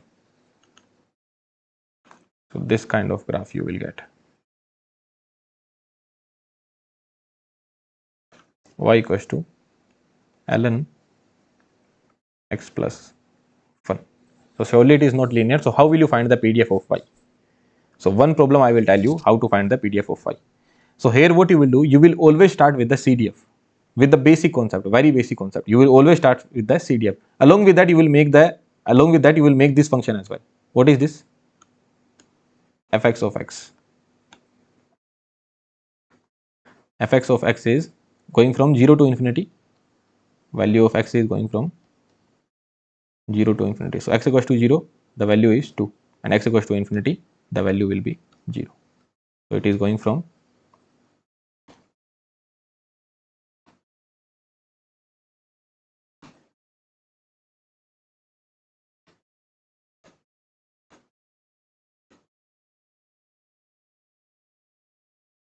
this is the graph of fx of x going from 0 to infinity, right? Now you can see that x is taking values from 0 to infinity. and y is equals to ln x plus 1, right? So from where to where y will take the value? If you put x equals to 0 here, what will be your y minimum? What I mean to say is that what will be your y minimum? So ln, if you put x equals to 0 here, what you are getting? ln 1, that is 0. And what will be your y maximum? ln infinity, that would be equals to infinity only. So y will take the value from 0 to infinity as well. And you can see here, if x is taking value from 0 to infinity, then y is also taking value from 0 to infinity only. So this thing we have understood. Now let's start the solution. So PDF of y I need to find. So what I will start with? I will start with the CDF of y. CDF of random variable y. Cumulative distribution function of a random variable y. So that would be fy of y, probability of random variable y taking value lesser than small y, right? So probability of, what is your random variable y? Random variable y is ln x plus 1. So random variable y is ln x plus 1 taking values lesser than equals to small y. So from here what you can see, x is coming out to be e to the power y minus 1. Say yes or no? ln goes here, it becomes e to the power y minus 1. So x should be e to the power y minus 1. So probability of random variable x taking value lesser than e to the power y minus 1. So e to the power y could be here as well, e to the power y minus 1 could be here as well, it could be here as well. But think where it would be there. What I mean to say is that x should be lesser than e to the power y minus 1. That means you would say that, sir, from e to the power y minus 1, sorry, x should be lesser than e to the power y minus 1. That means what you can do, from minus infinity to e to the power y minus 1 fx of x dot dx. This is what you can do and you will get fy of y. Basically, if I had asked you what is the probability such that x is less than 2, what you would have done? Minus infinity to 2 fx of x dot dx. So probability of x less than e to the power y minus 1. So what you would do? What you would do?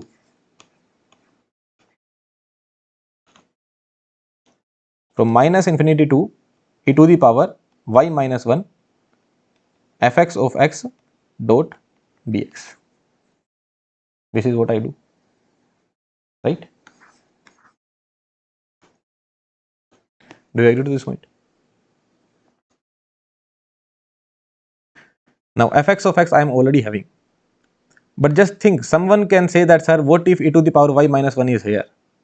So sir, my integration will be 0. But e to the power y minus 1, where it will be e to the power y minus 1? You think from here, no, e to the power y minus 1. It will be surely greater than 1. Sorry, it will be surely greater than 0. E to the power y minus 1. From where to where y is going? Y is going from 0 to infinity. What is the minimum value of y? That is 0. So if you put e to the power 0, 1 minus 1, 0. And if you put e to the power infinity, what that would be? Infinity. So e to the power y minus 1 will be there from 0 to infinity, considering the fact that y is going from 0 to infinity. So that means e to the power y minus 1 will be somewhere here only. So that means you need to integrate from 0 to e to the power y minus 1. Are you able to understand this point? So you will integrate from 0 to e to the power y minus 1, because before 0 everything is 0 only. Fx of x is 0 before 0. So 0 to e to the power y minus 1. What is your fx of x? Fx of x is 2 e to the power minus 2x, 2 e to the power minus 2x ux dx. So what you are getting, 2 here, e to the power minus 2x divided by 2. Limit is going from e to the power y minus 1 to 0. So what you are getting, 1 minus e to the power minus 2 e to the power y. This is what you are getting. So what is your fy of y is coming out to be? Fy of y is coming out to be 1 minus e to the power minus 2 e to the power y minus 1, with the condition. What is the condition? That y goes from 0 to infinity. Y goes from 0 to infinity. So this is your capital Fy of y is coming. But this is what they don't want you to find. What they want you to find? They want you to find PDF of y. So what that would be? Differentiation of CDF. So can you differentiate this? Do the differentiation on your own. I am pretty sure a lot of people will do it wrong. The differentiation of 1 will be 0. minus e to the power minus 2 e to the power y minus 1. So what is the differentiation of e to the power minus f of y? That would be e to the power minus f of y, then differentiation of f of y. So similar thing I am going to do here. I did the differentiation of e to the power minus 2 e to the power minus e to the power y minus 1. Now I will differentiate minus 2 e to the power y minus 1, right? So this 2 comes here. So 2 e to the power minus 2 e to the power y minus 1 was already there. This 2 is coming out, minus 2 minus sign, it became plus, and then differentiation of this one will be equals to e to the power y only. So what I can write down this as 2 e to the power y. So this is the answer, 2 e to the power y, e to the power minus 2 e to the power y minus 1. So this can be written in a better manner, 2 e to the power minus 2y plus 2 plus y. So the answer is 2 e to the power minus y plus 2, with the condition that it is going from 0 to infinity. That means I will put uy here. This will be the option mentioned. This will be your fy of y. 2 e to the power minus y plus 2 uy. This is the answer you will be getting. Is that okay for you or not? So very simple process, very simple, very straightforward. I will start with the CDF because it is the non-linear transformation. I will start with the CDF. Probability of capital Y getting the value, probability of capital Y getting smaller or equal value than small y. Then I can replace capital Y with ln x plus y. From here value of x is coming out to be e to the power y minus 1. That means the integration will go from minus infinity to e to the power y minus 1. Now you know that between minus infinity to 0 everything is 0, but where e to the power y minus 1 will lie? So if y is going from 0 to infinity, so e to the power y minus 1 will lie here only. So integration will go from 0 to e to the power y minus 1 to e to the power minus 2x dot dx, 2 divided by 2 e to the power minus 2x. It is going from e to the power y minus 1 to 0. So 1 minus e to the power minus 2 e to the power y minus 1. So when I did this, what I got the answer of fy of y, which is coming out to be 1 minus e to the power minus 2 e to the power y minus 1. And then you differentiate it. If you differentiate it, what you are getting? 2 minus 2 ahead, e to the power minus 2 e to the power y minus 1 e to the power y, multiply with e to the power y. So if this goes upper side,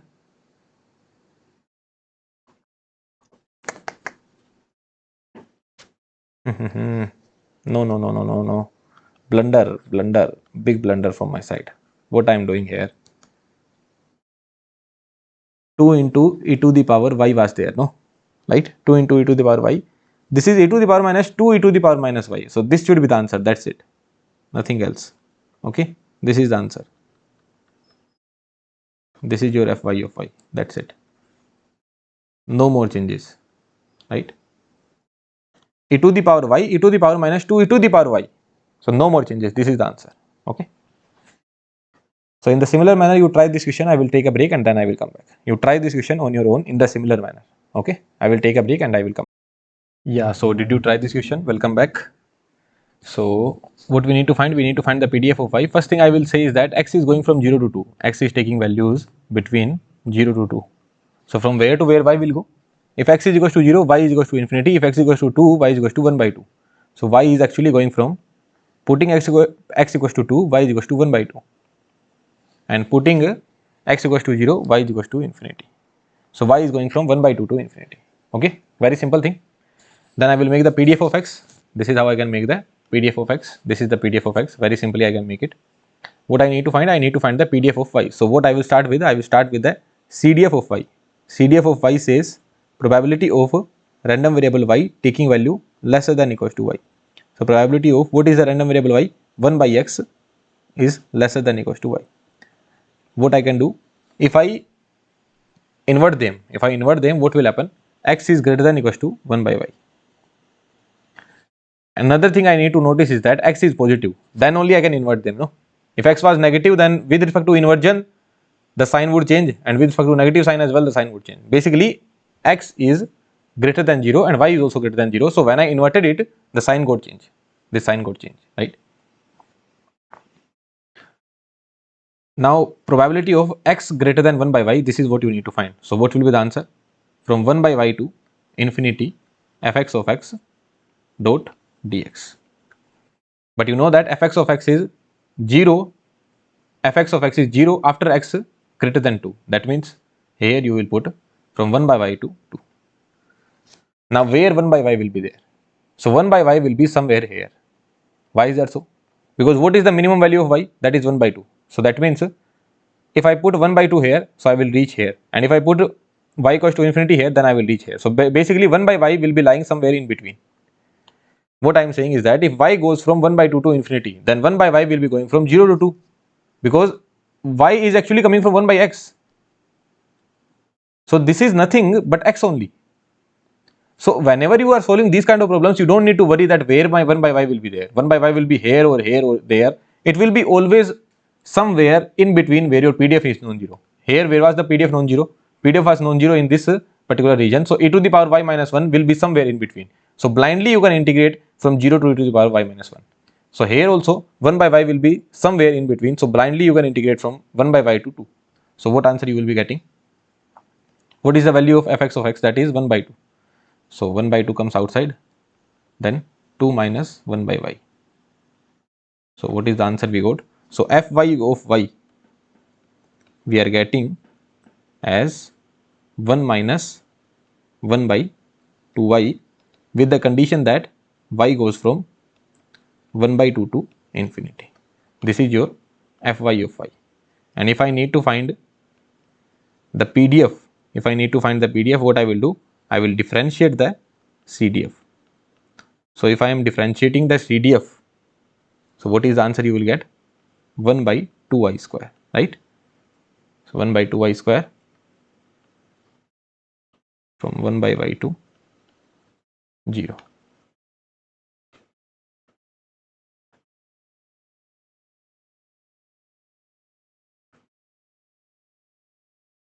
This is the answer I will be getting.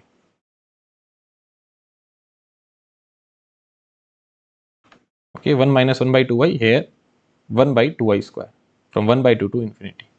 All good, all fine. Very simple question, very straightforward. Just it was given, I wrote down the condition. I will always start from CDF. Along with that, I will write down from where to where the value will go. So value of y will go from 1 by 2 to infinity, 1 by 2 to infinity. Then I saw that this is how I can solve it.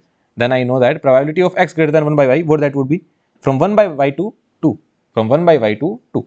So fx of x dot dx. From here I can get this particular thing because amplitude is 1 by 2. So 2 minus 1 by y, this is what I will be getting, and then I differentiated. I got my PDF. Very easily I can do it. Y equals to x square. PDF of x also you need to make. PDF of x is going from minus 1 to 1. So x is going from minus 1 to 1. So from where to where y will go? This is simple mathematics. Y will go from 0 to 1, right? If x is going from minus 1 to 1. If x goes from minus 1 to 1.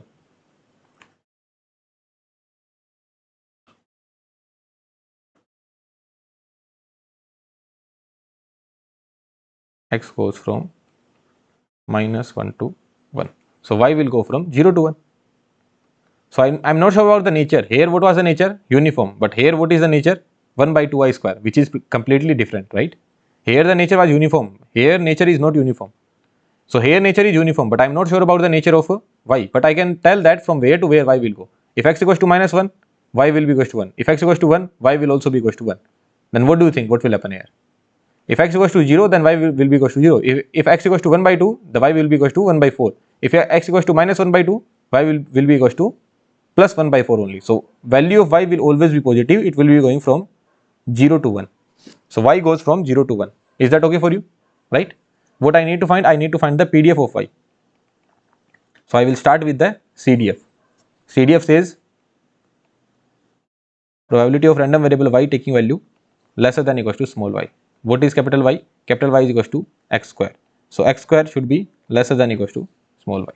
So from here what will be the value of x? X will be minus under root y to plus under root y. Say yes or no. Let's just say x square should be less than equals to 1 by 2. So what will be the value of x? It will be between minus 1 by under root 2 to 1 by minus 1 by under root 2 to plus 1 by under root 2. from minus 1 by under root 2 to plus 1 by under root 2. So here as well, minus under root y to plus under root y, right? And now you don't need to think where minus under root y will lie, where plus under root y will lie. It will surely lie in this range. That's for sure. You don't even need to think.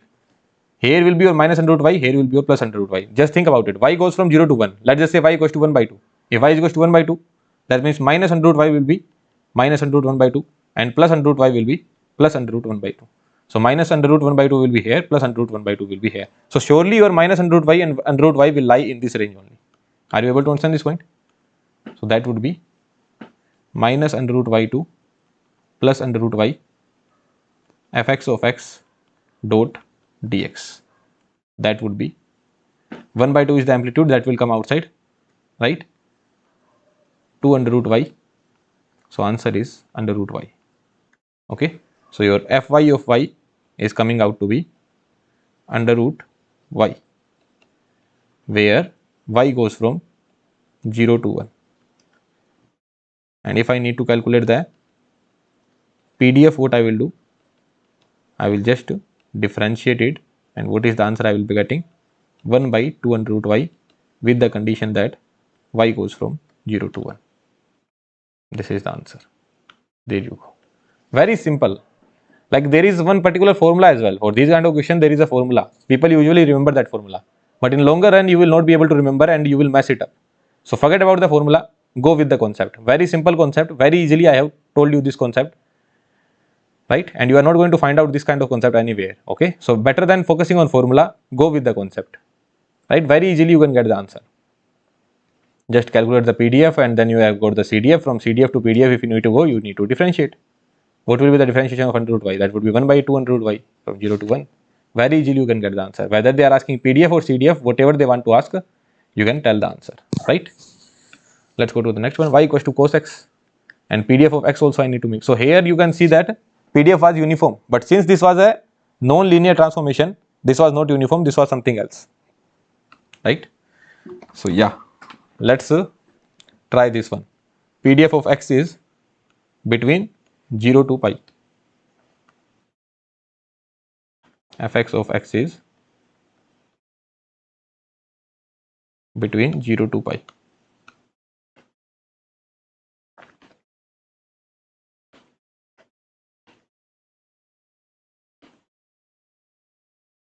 With the amplitude of 1 by pi.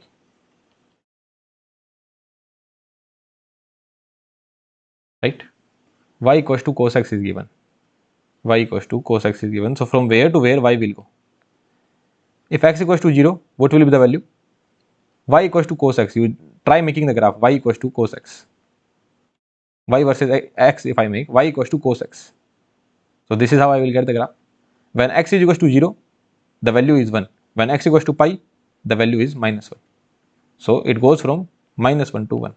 So random variable y takes the value from minus 1 to 1. Okay. Now, what I need to find? I need to find the PDF of y. I will start with the CDF. So fy of y. So probability of y taking value lesser than equals to small y. What is y?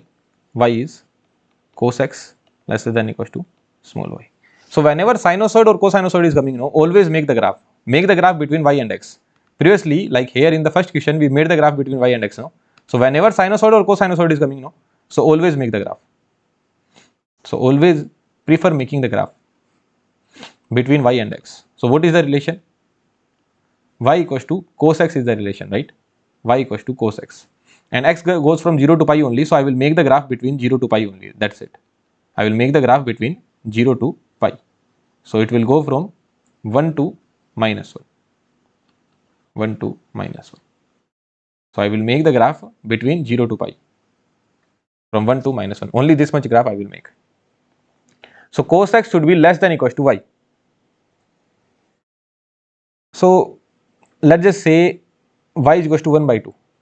Cos x, this is the graph of y equals to cos x. This is the graph of y equals to cos x, right?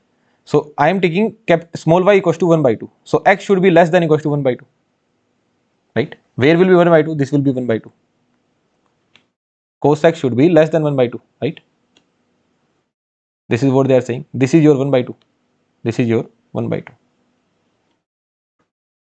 So if I write down x, x should be greater than equals to cos inverse 1 by 2. Say yes or no. Because if you want the lesser value, that means angle should be increased. At 0 angle you are getting value 1, but at pi angle you are getting value minus 1. So if you are going ahead, your value is being decreased, no? Are you able to understand this point?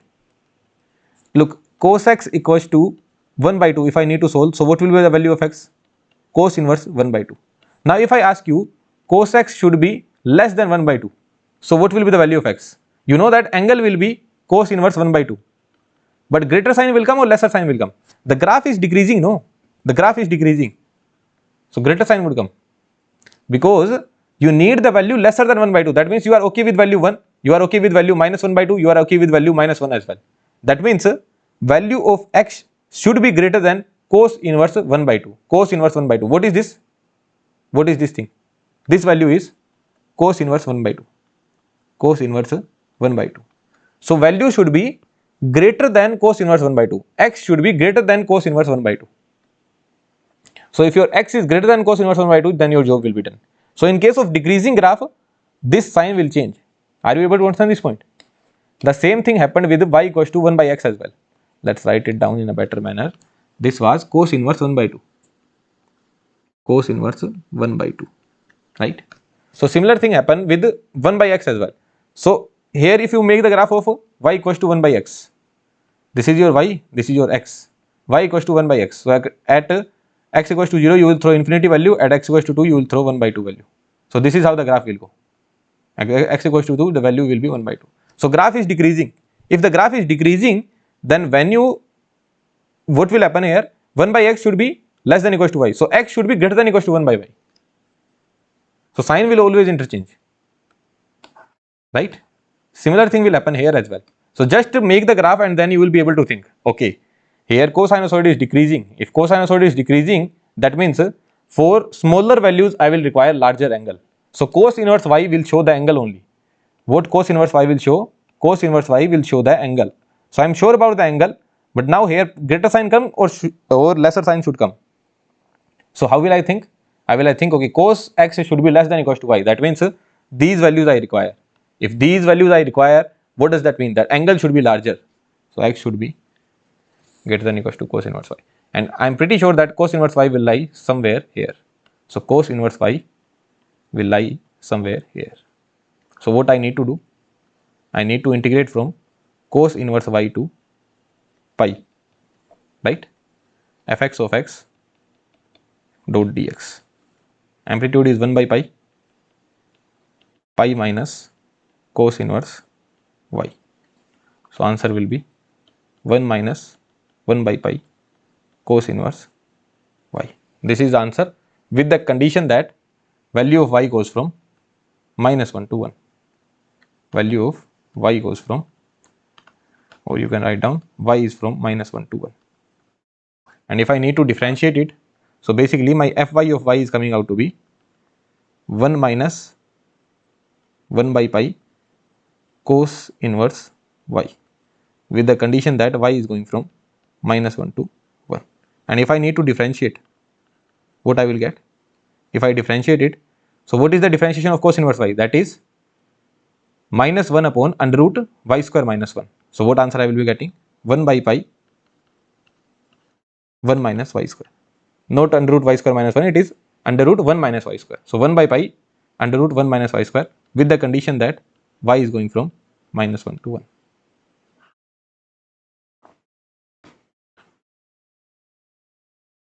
Well and good. So this is the answer. 1 by pi under root 1 minus y square, y going from minus 1 to 1. This will be the PDF of y. Okay. Usually they are not asking these kind of questions in the GATE examination. Okay. Till this point they never asked. But if they ask, then it is a good problem. I would say it is a good question. But usually they know that people remember the formula with the help of formula they will be getting the answer. The question paper setter knows that there is some particular formula, and with the help of formula they will get the answer. Right? That formula I am not going to teach you, because that will not help you learn anything, and that will just kill the concept. So I am not going to teach that formula. I will solve the problem with this kind of formula. But a lot of problems can be wrong if you solve by the formula. This problem will be wrong if you solve by the formula. Okay. The formula has some limitation, but method will not have any limitation. So that's why I'm not teaching that formula. There should be an equilibrium between formula and the concept. Where formula is required, I will teach the formula. Where concept is required, I will teach the concept only. Okay. And since this is mathematics, this is the simple aptitude. Random variable is nothing but aptitude. So not a single formula we have studied here. Although I asked you to remember that expectation of x is a plus b divided by 2, b minus a whole square divided by 12 is the variance. All these things I will ask you to remember, but minimum things are there, right? That's why I never believe in short notes or these kind of things. Now, what will you write down in the short notes of random variable? What will you write? What will you write down? Nothing you will write down, right? Everywhere problems, some concept then problems, concept, problem. So what will you write down in the short notes of a random variable, right? Nothing you will write down. Yeah, so similar thing is there. So this is the answer. Let's try this one. This is interesting. Okay, this is more interesting. Just what I did, I changed the PDF. Now x is going from minus pi to pi. X is going from minus pi to pi.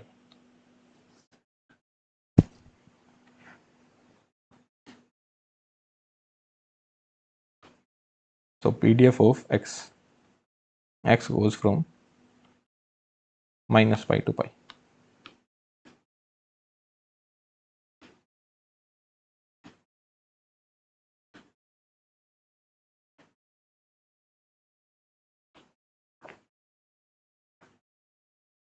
With the amplitude of 1 by 2 pi, right?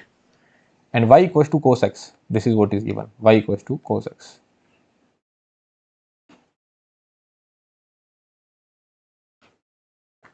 So y versus x. In case of sinusoid, I will always try making the graph. Okay, sinusoid or cosinusoid, I will always try making the graph. X is going from minus pi to pi. So value of x is 0, then cos 1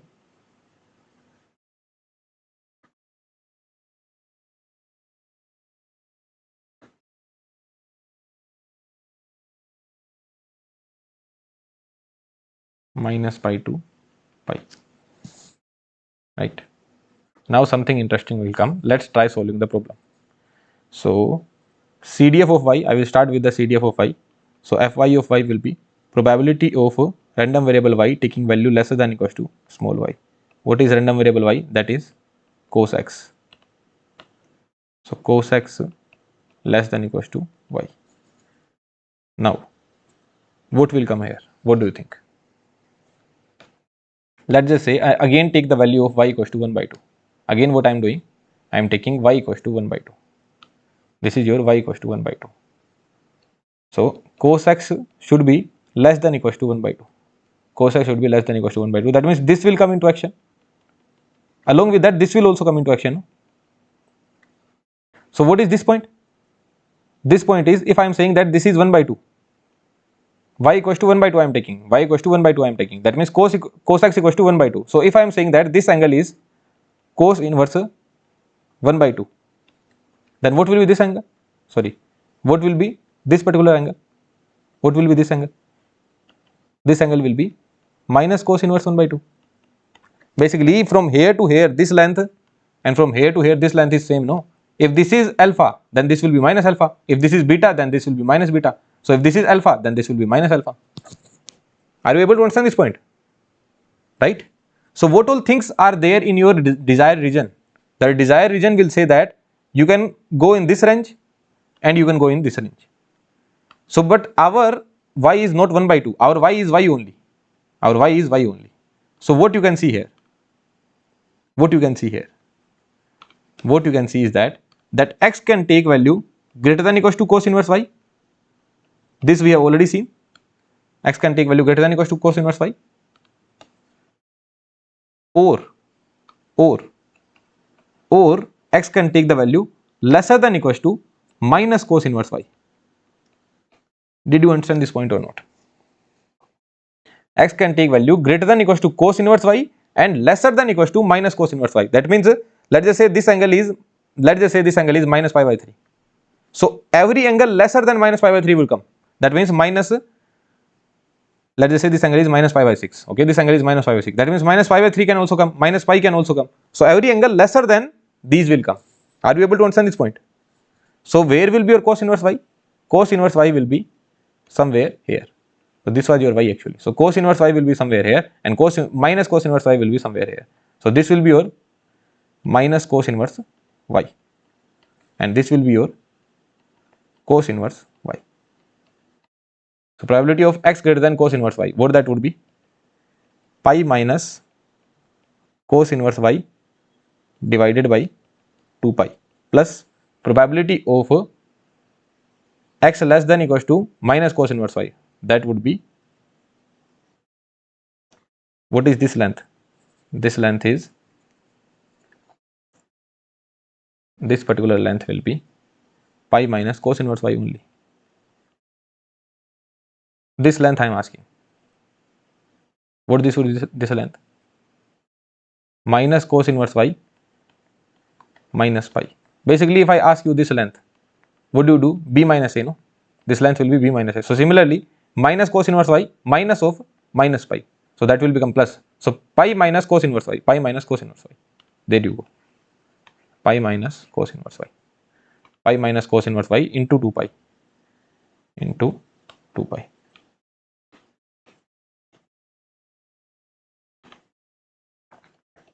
So what you are getting? 1 minus 2 cos inverse.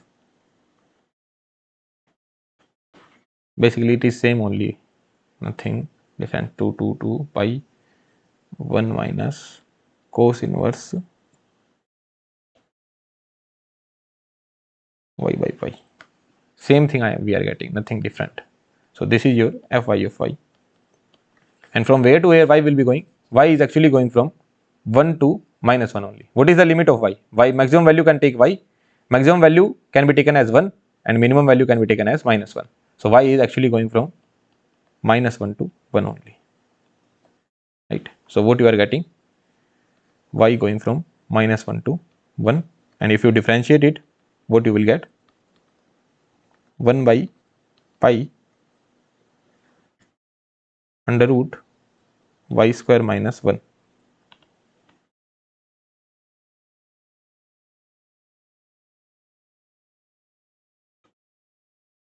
This is the answer you will be getting. Okay, so this is the answer we are getting.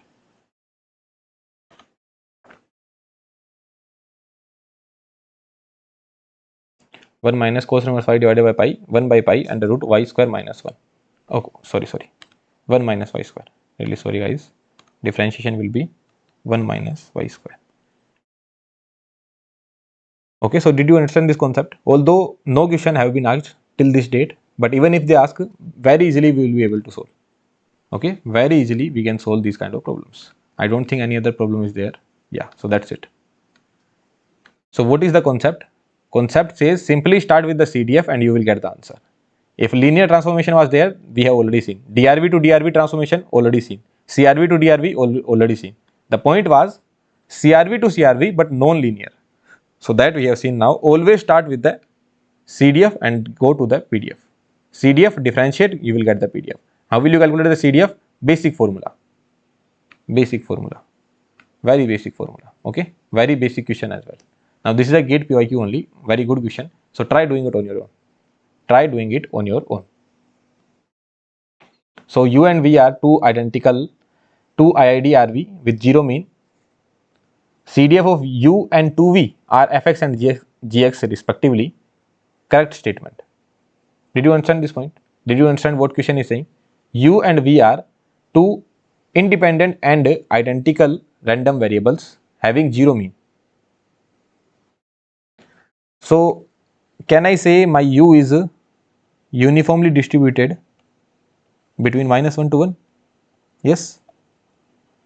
And similarly my V will be there because they are identical and independent, zero mean. So zero mean, this will also be zero mean. So in these kind of questions, always take the example. Okay. So what they are saying, CDF of U and 2V, CDF of U and 2V are fx and gx respectively. U and 2V, CDF, and what they are talking about? They are talking about CDF. Can I make the PDF of U? Yes, I can surely make the PDF of U. PDF of U.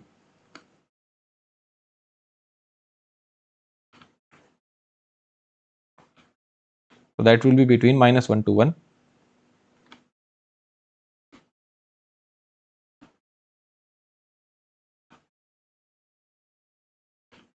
minus 1 to 1, right? And here this amplitude will be 1 by 2.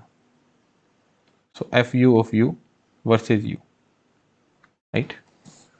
And can I make the PDF of 2v? What I am saying, another random variable I am defining as w, which is 2v. So I am making the PDF of 2v, or you can say you are making the PDF of w. So what will be the PDF of your w? That will be between minus 2 to 2, because if v is going from minus 1 to 1, then w will go from minus 2 to 2, because this is linear transformation. So it will go from minus 2 to 2.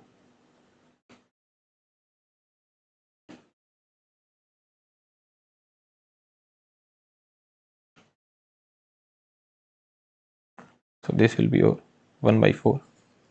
Okay. So this is the PDF of u, this is the PDF of w. But what they are talking about? They are talking about the CDF.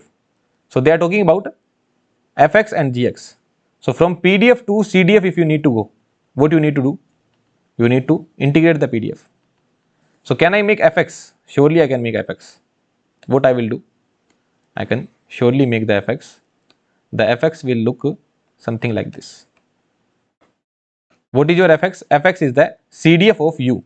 CDF of u is fx. So I will integrate this particular waveform. So it will start from minus 1, then you will get a slope of 1 by 2, and then it will become 1.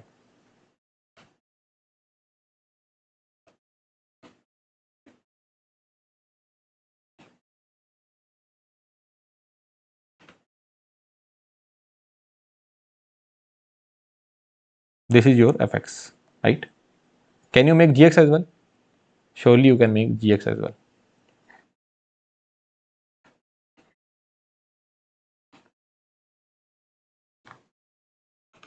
What is gx? Gx is the CDF of 2v. That's why I made the PDF of 2v. If I made the PDF of 2v, now I can get the CDF. How will I get the CDF? By integrating it. So I will start from minus 2, it will go till plus 2.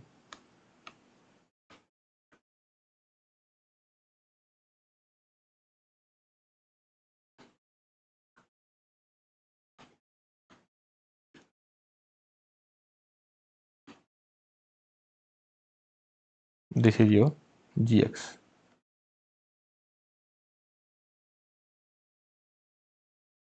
Going from minus 2 to plus 2, and this answer is 1. Next, what we need to do? What the options are saying? Options are saying fx minus gx everywhere. That means you need to subtract both of them. This is for sure. Because options are saying fx minus gx everywhere. Everywhere they are saying fx minus gx. So surely you need to subtract them. So can you do the subtraction? What is the slope here? 1 by 4. What is the slope here? 1 by 2. So if you know the basics of signal system, or if you know the basics of mathematics, then you will be able to subtract it. So what will be the subtraction of fx minus gx? So everything will start from minus 2 and it will go till plus 2, right? So let's get started. Till minus 2 everything is 0, 0 minus 0 will be 0 only.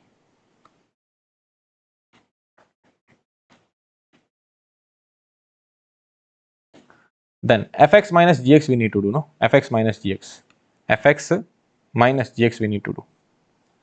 So here between minus 2 to minus 1, between minus 2 to minus 1, here the slope is 0, but between minus 1 to minus 2 to minus 1, here the slope is, between minus 2 to minus 1, here the slope is 1 by 4. So 0 minus 1 by 4, the slope will be minus 1 by 4. The slope will be minus 1 by 4. The slope will be minus 1 by 4 between minus 2 to minus 1. So this slope will be minus 1 by 4. Okay, again wrong. This slope is actually positive. I need to make the negative slope. Sorry guys, I need to make the negative slope. Negative slope means this is how I will make it. Between minus 2 to minus 1. So between minus 2 to minus 1, there is a negative slope of 1 by 4. अरे क्या कर रहा हूँ यार मैं? Sorry guys, negative slope only, no? So this will be the graph. There was nothing wrong. This will be the graph, negative slope between minus 2 to minus 1.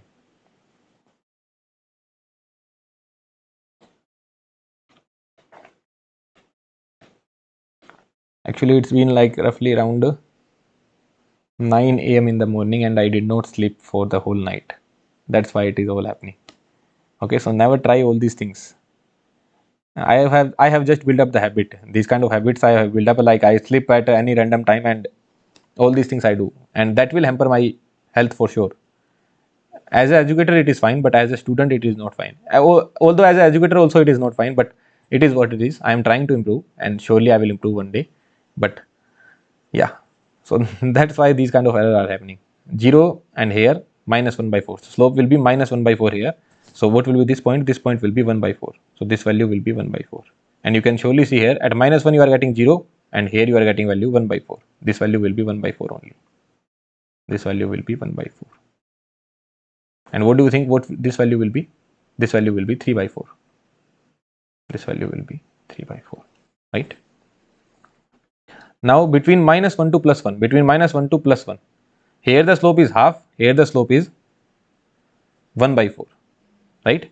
Half and 1 by 4. So what will be the slope? Now the slope will become positive. Slope will become positive and the slope will be plus 1 by 4. Slope will be plus 1 by 4. So till this point you will reach, slope will be plus 1 by 4. So this point will also be plus 1 by 4. And after that between 1 to 2, here the slope is 0. What is the slope here? Slope is 0, right? And from 1 by 2 to, sorry, from 1 to 2, from 1 to 2, here the slope is 0, but here the slope is 1 by 4. So now the slope would become minus 1 by 4 again. And after that, this slope is also 0, this slope is also 0. So this is how you will get it. So this is your fx minus gx. Fx, this is the graph of fx minus gx. Right? This is the graph I have made for fx minus gx. Now if I multiply this graph with x, what is the graph of x? What is the graph of x? Y equals to x. What I am doing? I am making the graph of x versus x. Basically y equals to x, no? This axis is y. Y equals to x. This graph I am making. So what will be this graph? This graph will go like this. So if I multiply both of them, so what will happen? This is positive value, positive value. Positive value multiplied with positive value will be positive only. But this is negative value. And what is this? This is also negative value. So negative value multiplied with negative value, that will become positive. Are you able to understand this point? What is this graph? This graph is odd. And what is this graph? This graph is also odd. Odd multiplied with odd, it will become even. Odd multiplied with odd will become even. Are you able to understand this point? Or forget about odd or all these kind of things. Basically this part will be positive, positive, negative, negative. So what do you think? Fx minus gx, fx minus gx into x will be always greater than equals to 0. There you go. This is what we need to prove and we have proved it. This is the answer. So take the example and your job is done.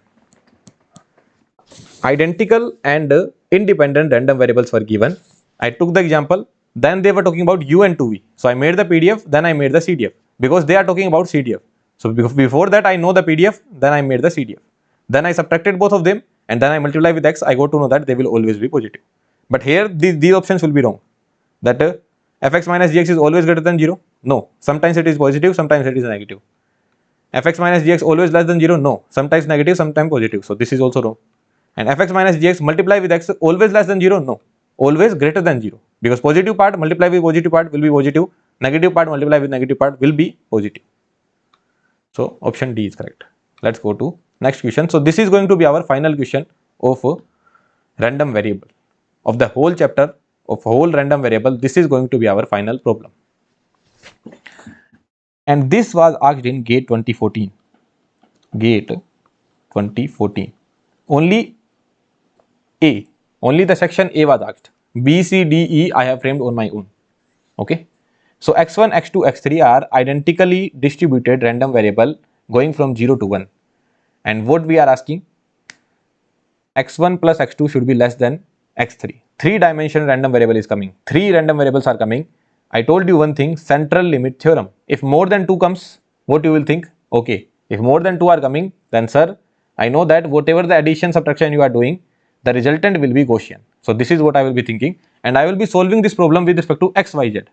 So what I am saying, x equals to x1, y is equals to x2 and z is equals to x3. Okay, because we are comfortable with x, y, z. So 3 random variables are given. Let's try solving first question. So what I would have done, x plus y should be less than z.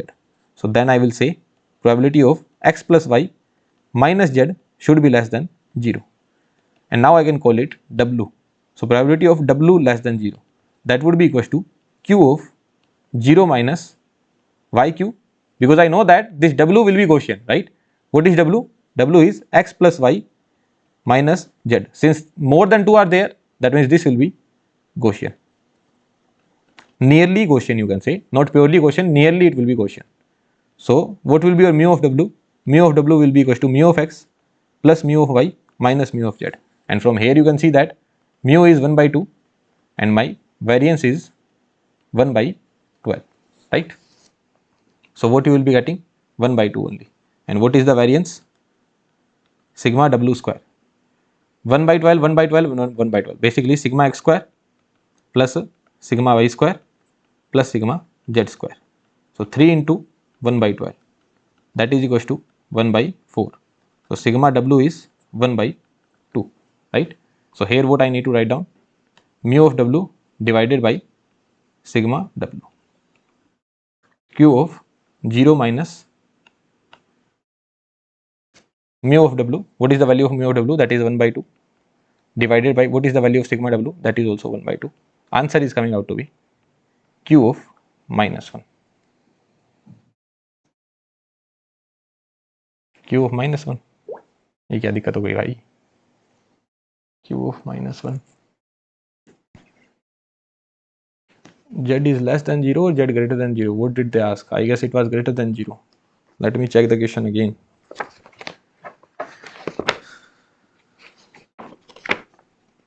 I guess here it was greater, okay? As far as I remember, this sign should be greater.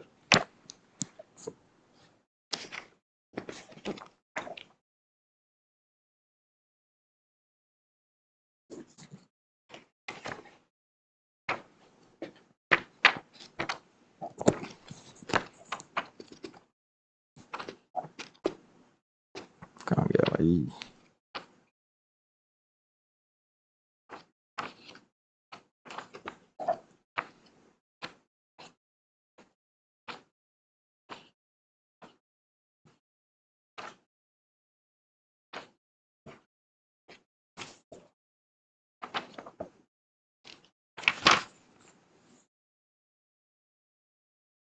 Lesser only, but the answer is coming out to be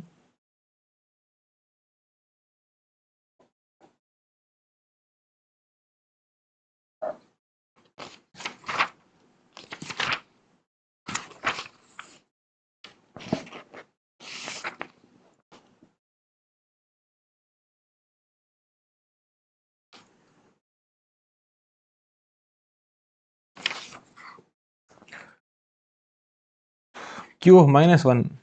The answer is correct only, right? Here in this book it is given wrong. Okay, I am having the book of some particular publication.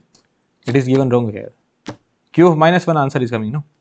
Yeah. Now the point is this question was integer type and you don't know the value of q of minus 1. Although I ask 2 values to remember every time. Look, I have asked you to remember q of 0, that is 1 by 2. I have asked you to remember q of infinity, that is 0, and q of minus infinity, that is 1. So can you remember 2 more values for me? 2 more values. A lot of time q of 1 will also come, okay? And a lot of time q of minus 1 will also come. Just let me know which one will be larger. And if you know the value of 1, then you can tell the value of other one as well, right? What I mean to say, q of 1 plus q of minus 1 will be equals to 1. Q of 1 plus q of minus x will be equals to 1. So just let me know which guy will be larger, q of minus 1 or q of 1. Q of minus 1 will be larger because the graph goes like this. So q of minus 1 will be larger than q of 1. So q of minus 1 is, and surely it will be greater than 0.5. So it is 0.84 and this is 0.16. Okay. So if you want to remember, you can remember it. Q of minus 1 is 0.84. But as of now, I will consider that I don't remember the value of q of minus 1. So now I am stuck. What I will do? And everywhere in all the questions, the value of q function will be required. No matter whatever the problem you are solving, here the value of q function will be required. That we don't remember, right? So now we need to solve the problem. How we will solve it? So for that we will use the concept of three-dimensional random variable. So the way we used to solve the problem in 2 dimension, in the similar manner we are going to solve in the 3 dimension. So can you define fx of x, can you define fy of y, and can you define fz of z? Surely I can define. All are identical and independent. So fx of x, what is fx of x? 1 by 2 between 0 to 1. 1 by 2 between 0 to 1, otherwise it is 0. What will be your fy of y? That will also be 1 by 2 between 0 to 1, 0 otherwise. And what will be your fz of z? That will also be 1 by 2 between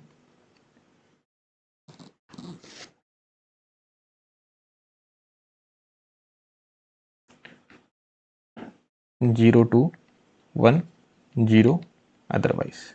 Okay. What we need to find? This we need to find. Joint PDF, right? Joint PDF we need to find. And what I know, x, y, z are independent.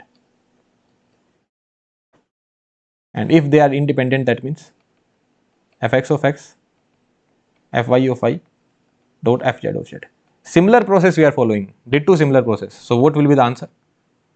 When they are non-zero, 1 by 2, 1 by 2, 1 by 2, amplitude will be multiplied. What is the answer you will be getting? 1 by 8. With the range x being between 0 to 1, y being between 0 to 1, and z being between 0 to 1. 0 otherwise. So this is my joint PDF. Okay. So what do you know? X is going from 0 to 1, y is going from 0 to 1, and z is going from 0 to 1. So previously what we used to do, I only used to make two axes, x and y, but now I need to introduce z as well. So here I am making x, here I am making y, and here I am making z. X goes from 0 to 1, x goes from 0 to 1, y goes from 0 to 1, and z goes from 0 to 1. So in this region they are going. Basically, if I forget about y, that means x is going from 0 to 1 and z is going from 0 to 1. So this will be the region. Say yes or no. Do you agree to this point or not? If I forget about y, completely, that means I am only working on xz plane. So x goes from 0 to 1 and z goes from 0 to 1. And in this plane, everywhere x and z will be between 0 to 1 only. Are you able to understand this point? Or you forget about z. So x goes from 0 to 1 and y goes from 0 to 1. So this is how we used to make our region of working. Now forget about x. So z will go from 0 to 1 and y will go from 0 to 1. So this will be your region of working. So basically, in 2 dimension, what you used to get? In 2 dimension, you used to get a surface. Now you will get a volume. In 3 dimension, you will get a volume. So you are getting a cube. Basically, in this cube, x, y, z will be between 0 to 1 only. I am saying that this coordinate is x equals to 0, x equals to 1, y equals to 0, and z equals to 0. This coordinate is x equals to 0, y equals to 0, z equals to 1. This coordinate is x equals to 0, y equals to 1, z equals to 0. What will be this coordinate? Here, z and y are non-zero, x is equals to 0.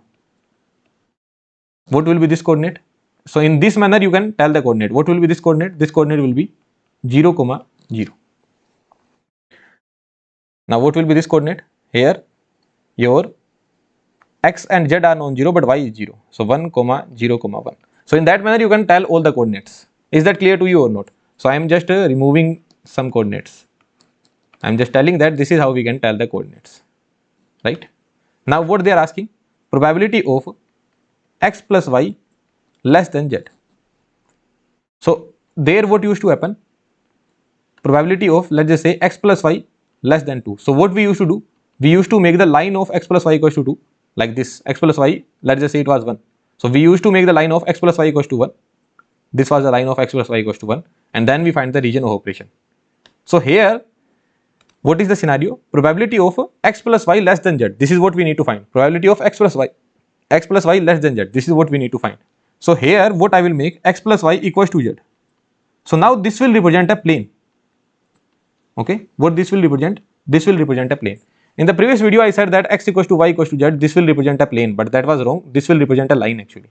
Okay, this is nothing but a line. Okay, but x plus y equals to z. What is the equation of a plane? Equation of a plane is ax plus by plus cz is equals to d. This is the equation of a plane. So this will represent a plane. X plus y equals to z. This will represent a plane. How will you draw this plane? So randomly you have to take coordinates. What I mean to say is that if I say my x is 1, y is 0 and z equals to 1, will this satisfy this plane? Yes. This point will satisfy this plane 1 0 1. 1 0 1.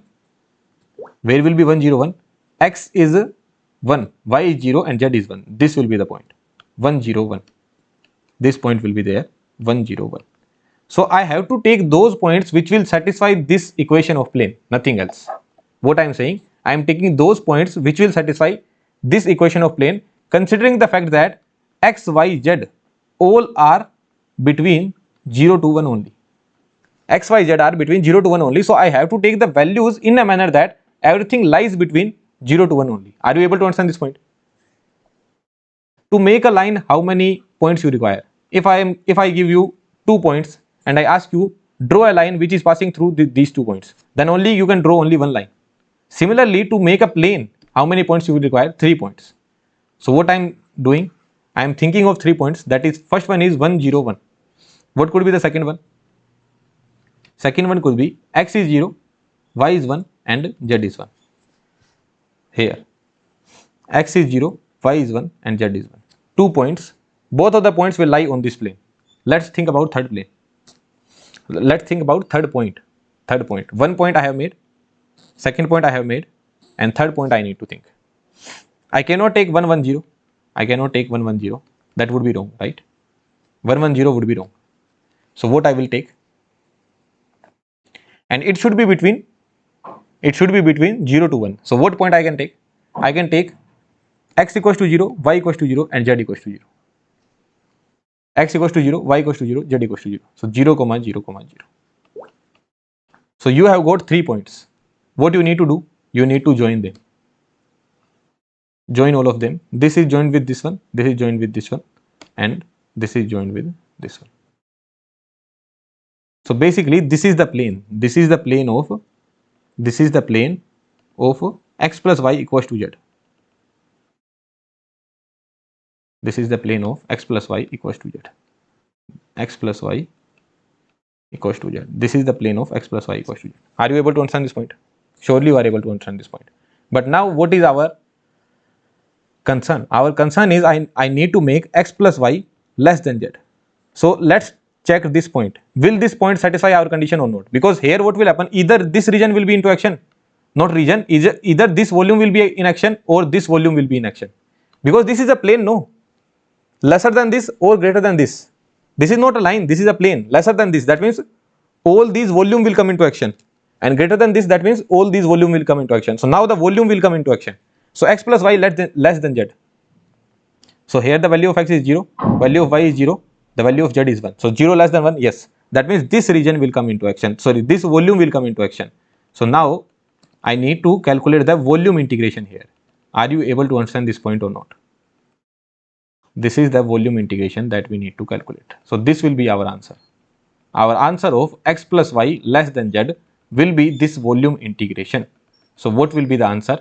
Similarly, in the similar manner, the way we used to solve 2-dimensional random variable, in the same manner we are solving this 3-dimensional random variable. Probability of x plus y less than z. Probability of x plus y less than z. There will be some particular volume v, fx, yz, x comma y comma z, dx, dy, dz. What is the value of this? That is 1 by 8, constant value. and you need to calculate the volume integration of dx dy dz. Basically you need to take the volume. So what will be the volume of this particular scenario? What will be the volume of this much? What that volume will be? So that volume, what is this?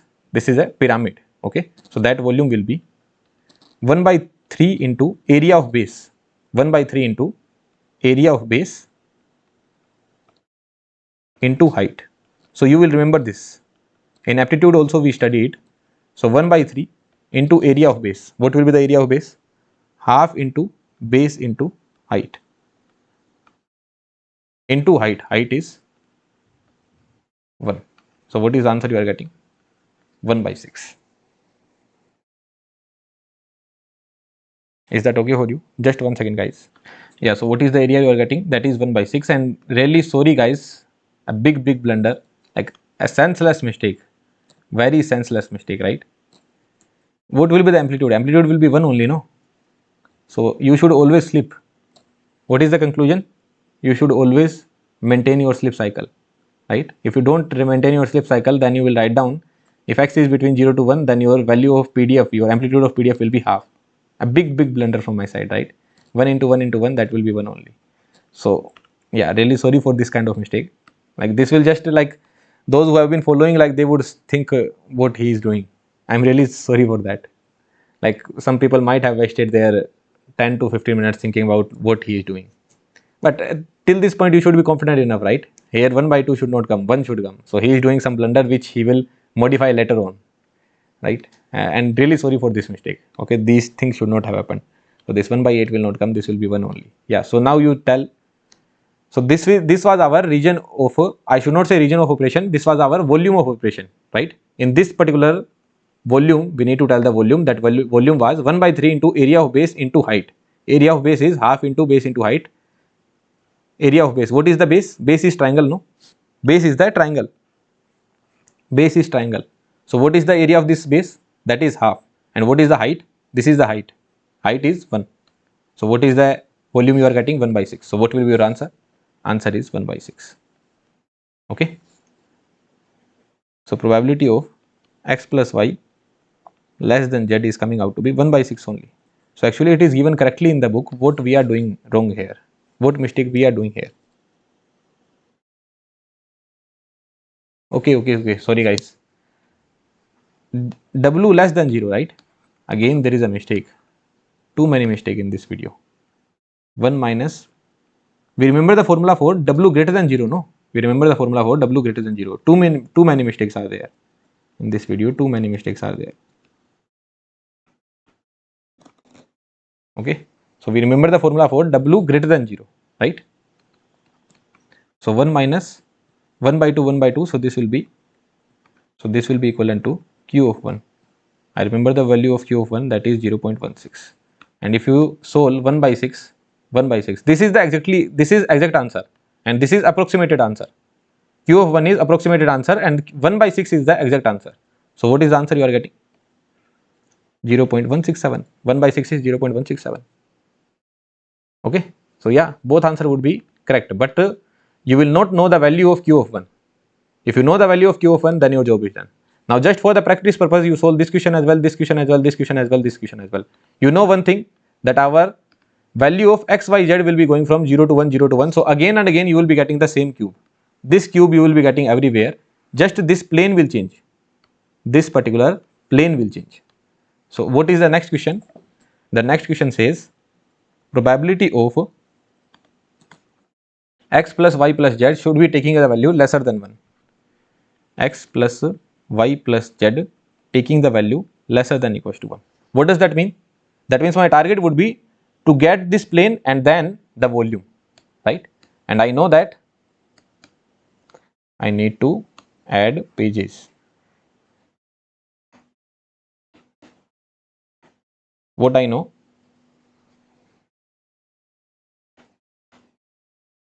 Okay, just wait a second guys, this is lagging. Okay, now not lagging. Yeah, so this plane will not come into action, so let's remove this plane. Let's remove these lines as well.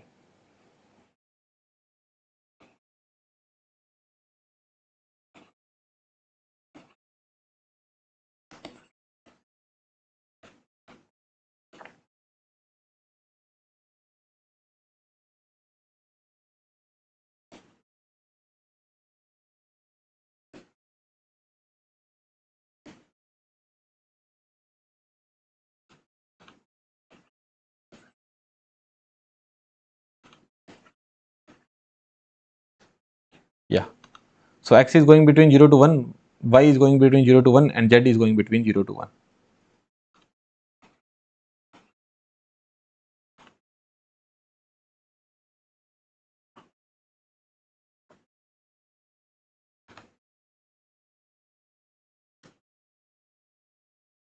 X, Y, Z.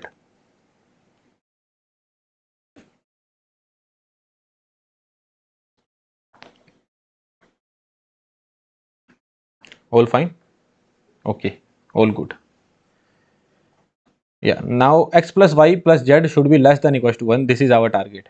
X plus y plus z should be less than equals to 1. This is our target, right? So what I will make, x plus y plus z equals to 1. This plane I will be making. So what all things I can put? X equals to 1, y equals to 0, z equals to 0. X equals to 0, y equals to 1, z equals to 0. And x equals to 0, y equals to 0, z equals to 1. So these 3 points I can put 1 0 0, 0 1 0 and 0 0 1, and I just need to join these points. This is joined from here and this is joined from here. So I have joined these points. What you are getting? This is the plane that you are getting. This is the plane that you are getting. Are you able to visualize this plane? In 3D, are you able to visualize? This is the plane of x plus y plus z equals to 1. X plus y plus z equals to 1. This is the plane of x plus y equals to x plus y plus z equals to 1. What they are asking, x plus y plus z should be less than 1. So from this plane, either the downward region or the upward region, not the region, volume. So from this plane, either the downward volume or the upward volume will come into action. So which volume will come into action? What do you think? The downward volume will come into action, right? Why is that so? Because from this plane at the downward there is 0, 0, 0 point, no? So if you put 0, 0, 0 here, what you will be getting? 0 plus 0 plus 0 less than 1. Yes, satisfied. That means whatever the region that you are getting downward, that will come into action. So which region will come into action? Can you mark it? This thing, and this. This is the region downward. This is the region that is coming into action. Are you able to see it?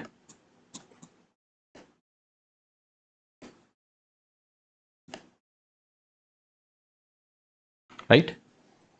So probability of x plus y plus z less than 1.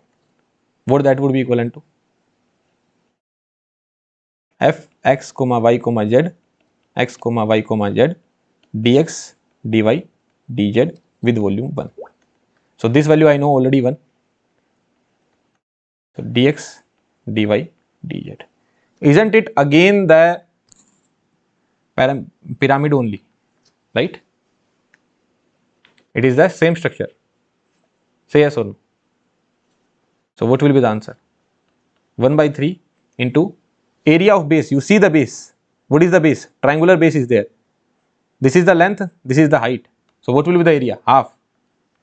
Into what is the height here? That is 1. So what is the answer? 1 by 6. Like, are you able to visualize the volume? The volume will be again pyramid only. And what is the volume of a pyramid? 1 by 3 into area of base into height. 1 by 3 into area of base into height. So what is the area of base? Into height. Area of base into height. What is the area of base? Half. 1 by 3 already there, height is 1. So this is what you are getting, answer is 1 by 6. Try doing the next one on your own.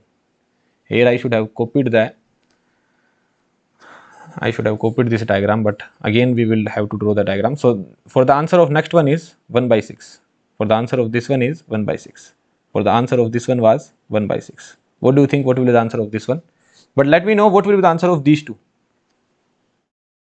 Probability of x1 plus x2 plus x3 should be lesser than 3. Look, you just let me know what will be the minimum value of x1 plus x2 plus x3. I don't know what kind of a nature will be there. It will be nearly Gaussian, I know that. But forget about the nature. You just let me know what will be the minimum value and what will be the maximum value. What will be the minimum value of x1 plus x2 plus x3 and what will be the maximum value? So minimum value will be 0 plus 0 plus 0, 0. And what will be the maximum value? 1 plus 1 plus 1. That would be 3. 0 plus 0 plus 0, 0. 1 plus 1 plus 1, 1, that would be 3. So between 0 to 3 it would be there. And they are saying that value of x1 plus x2 plus x3. That means x1 plus x2 plus x3 should take value lesser than equals to 3, which is pretty obvious. 100% they will take the value lesser than 3. And 0% they will take the value lesser than 0, because they cannot take the value lesser than 0. So here the probability will be 0, here the probability will be 1. So you don't need to make any diagram or anything like that. Are you able to understand this point or not? x1 plus x2 plus x3 should be less than 3, which is pretty obvious. They will take the value lesser than 3 and they will never take the value lesser than 0. Now only concern is x1 plus x2 plus x3 less than equals to 2. So do it now. x1 plus x3, sorry, x1 plus x2 plus x3, that means x plus y plus z, x plus y plus z less than equals to 2. So again, let's copy the diagram. हो जा भाई copy. Yeah. So diagram is copied.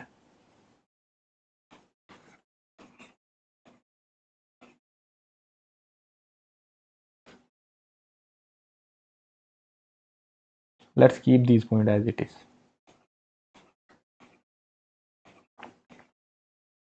So first I will only make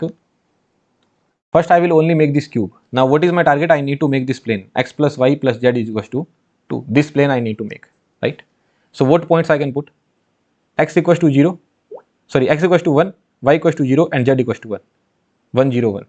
I can put x equals to 0, y and z 1 1, and next I can put x equals to 1, y equals to 1, but z equals to 0.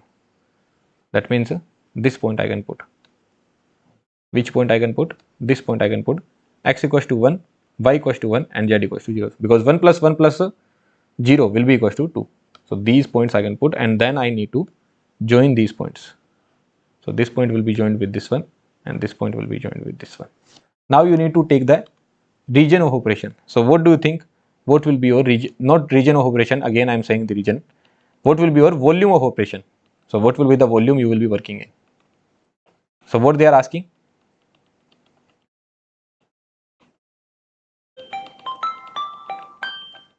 Just 1 second guys. Yeah, so what I was saying, yeah, now I need to see the volume. So this is the plane that I have made. What is this plane? This plane is x plus y plus z is equals to 2. Okay.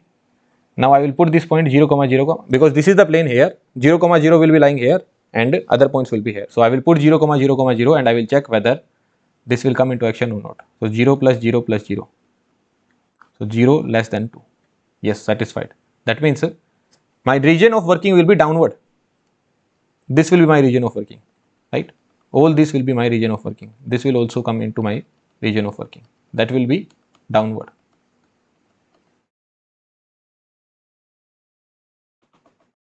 This will be the region of working which is downward. Are you able to understand this point? Downward region is coming, right? But the downward region is not a pyramid. You don't know the volume of the downward region. I don't know the volume of downward region. But in the upward volume, what I can see, I am getting a pyramid here. I am getting a pyramid here. So this volume I know. Upward region volume I know. Downward I don't know. But one thing I am pretty sure, that if I need to calculate this particular thing, whatever the desired volume is there, that I need to calculate. So basically I just need to calculate the volume. My target is to calculate the volume. So what will be my volume? 1 minus the volume of this pyramid. Are you able to understand this point? The whole volume will be 1. The whole volume will be 1. But now what I will do is that from 1 I will subtract the volume of this pyramid and I will get my answer. What is the volume of this pyramid? That is 1 by 3 into area of base. What will be the area of base? Half into height. So 1 minus 1 by 6, answer will be 5 by 6. This is the answer. Did you understand this point or not? So answer will be 5 by 6. So only question that I wanted to solve on 3-dimensional random variable will be this one. If again they repeat 3-dimensional random variable, then believe me, they will ask this kind of problem only. So very simple. Whatever you used to do in the 2 dimension, same thing you need to do in 3 dimension. If the value of q are mentioned, then your answer will be very easy. If q function is mentioned, if the value of q function is mentioned, then don't even worry. Don't worry about anything. Just go with the theorem that we studied, that if you add up more than 2 random variables, if you add up or subtract more than 2 random variables, then resultant will be Gaussian only. And with respect to that, you can get the answer. If q value is not mentioned, then you will have to go to 3 dimensional random variable. Fx of x, Fy of y, Fz of z is given. You can get Fxyz. From there, you can make these diagrams and solve the problem. X plus y less than z. I told you how to make the plane. What you will do? First, you will make the plane by taking up the points. Then you will join all the points. Then you will get the equation of plane. Then you need to see greater than or lesser than. Based on that, you will get your answer. Right? This was the question. This was the problem. And then this was the problem. Right? All good. All fine. Now there is something called binomial distribution and the Poisson distribution. So if you solve the PYQs, the questions can be found on Poisson and binomial. But as of now, we did not study Poisson distribution and binomial distribution. That we will study when we study about information theory. Along with that, you can study it in the engineering mathematics as well. Okay.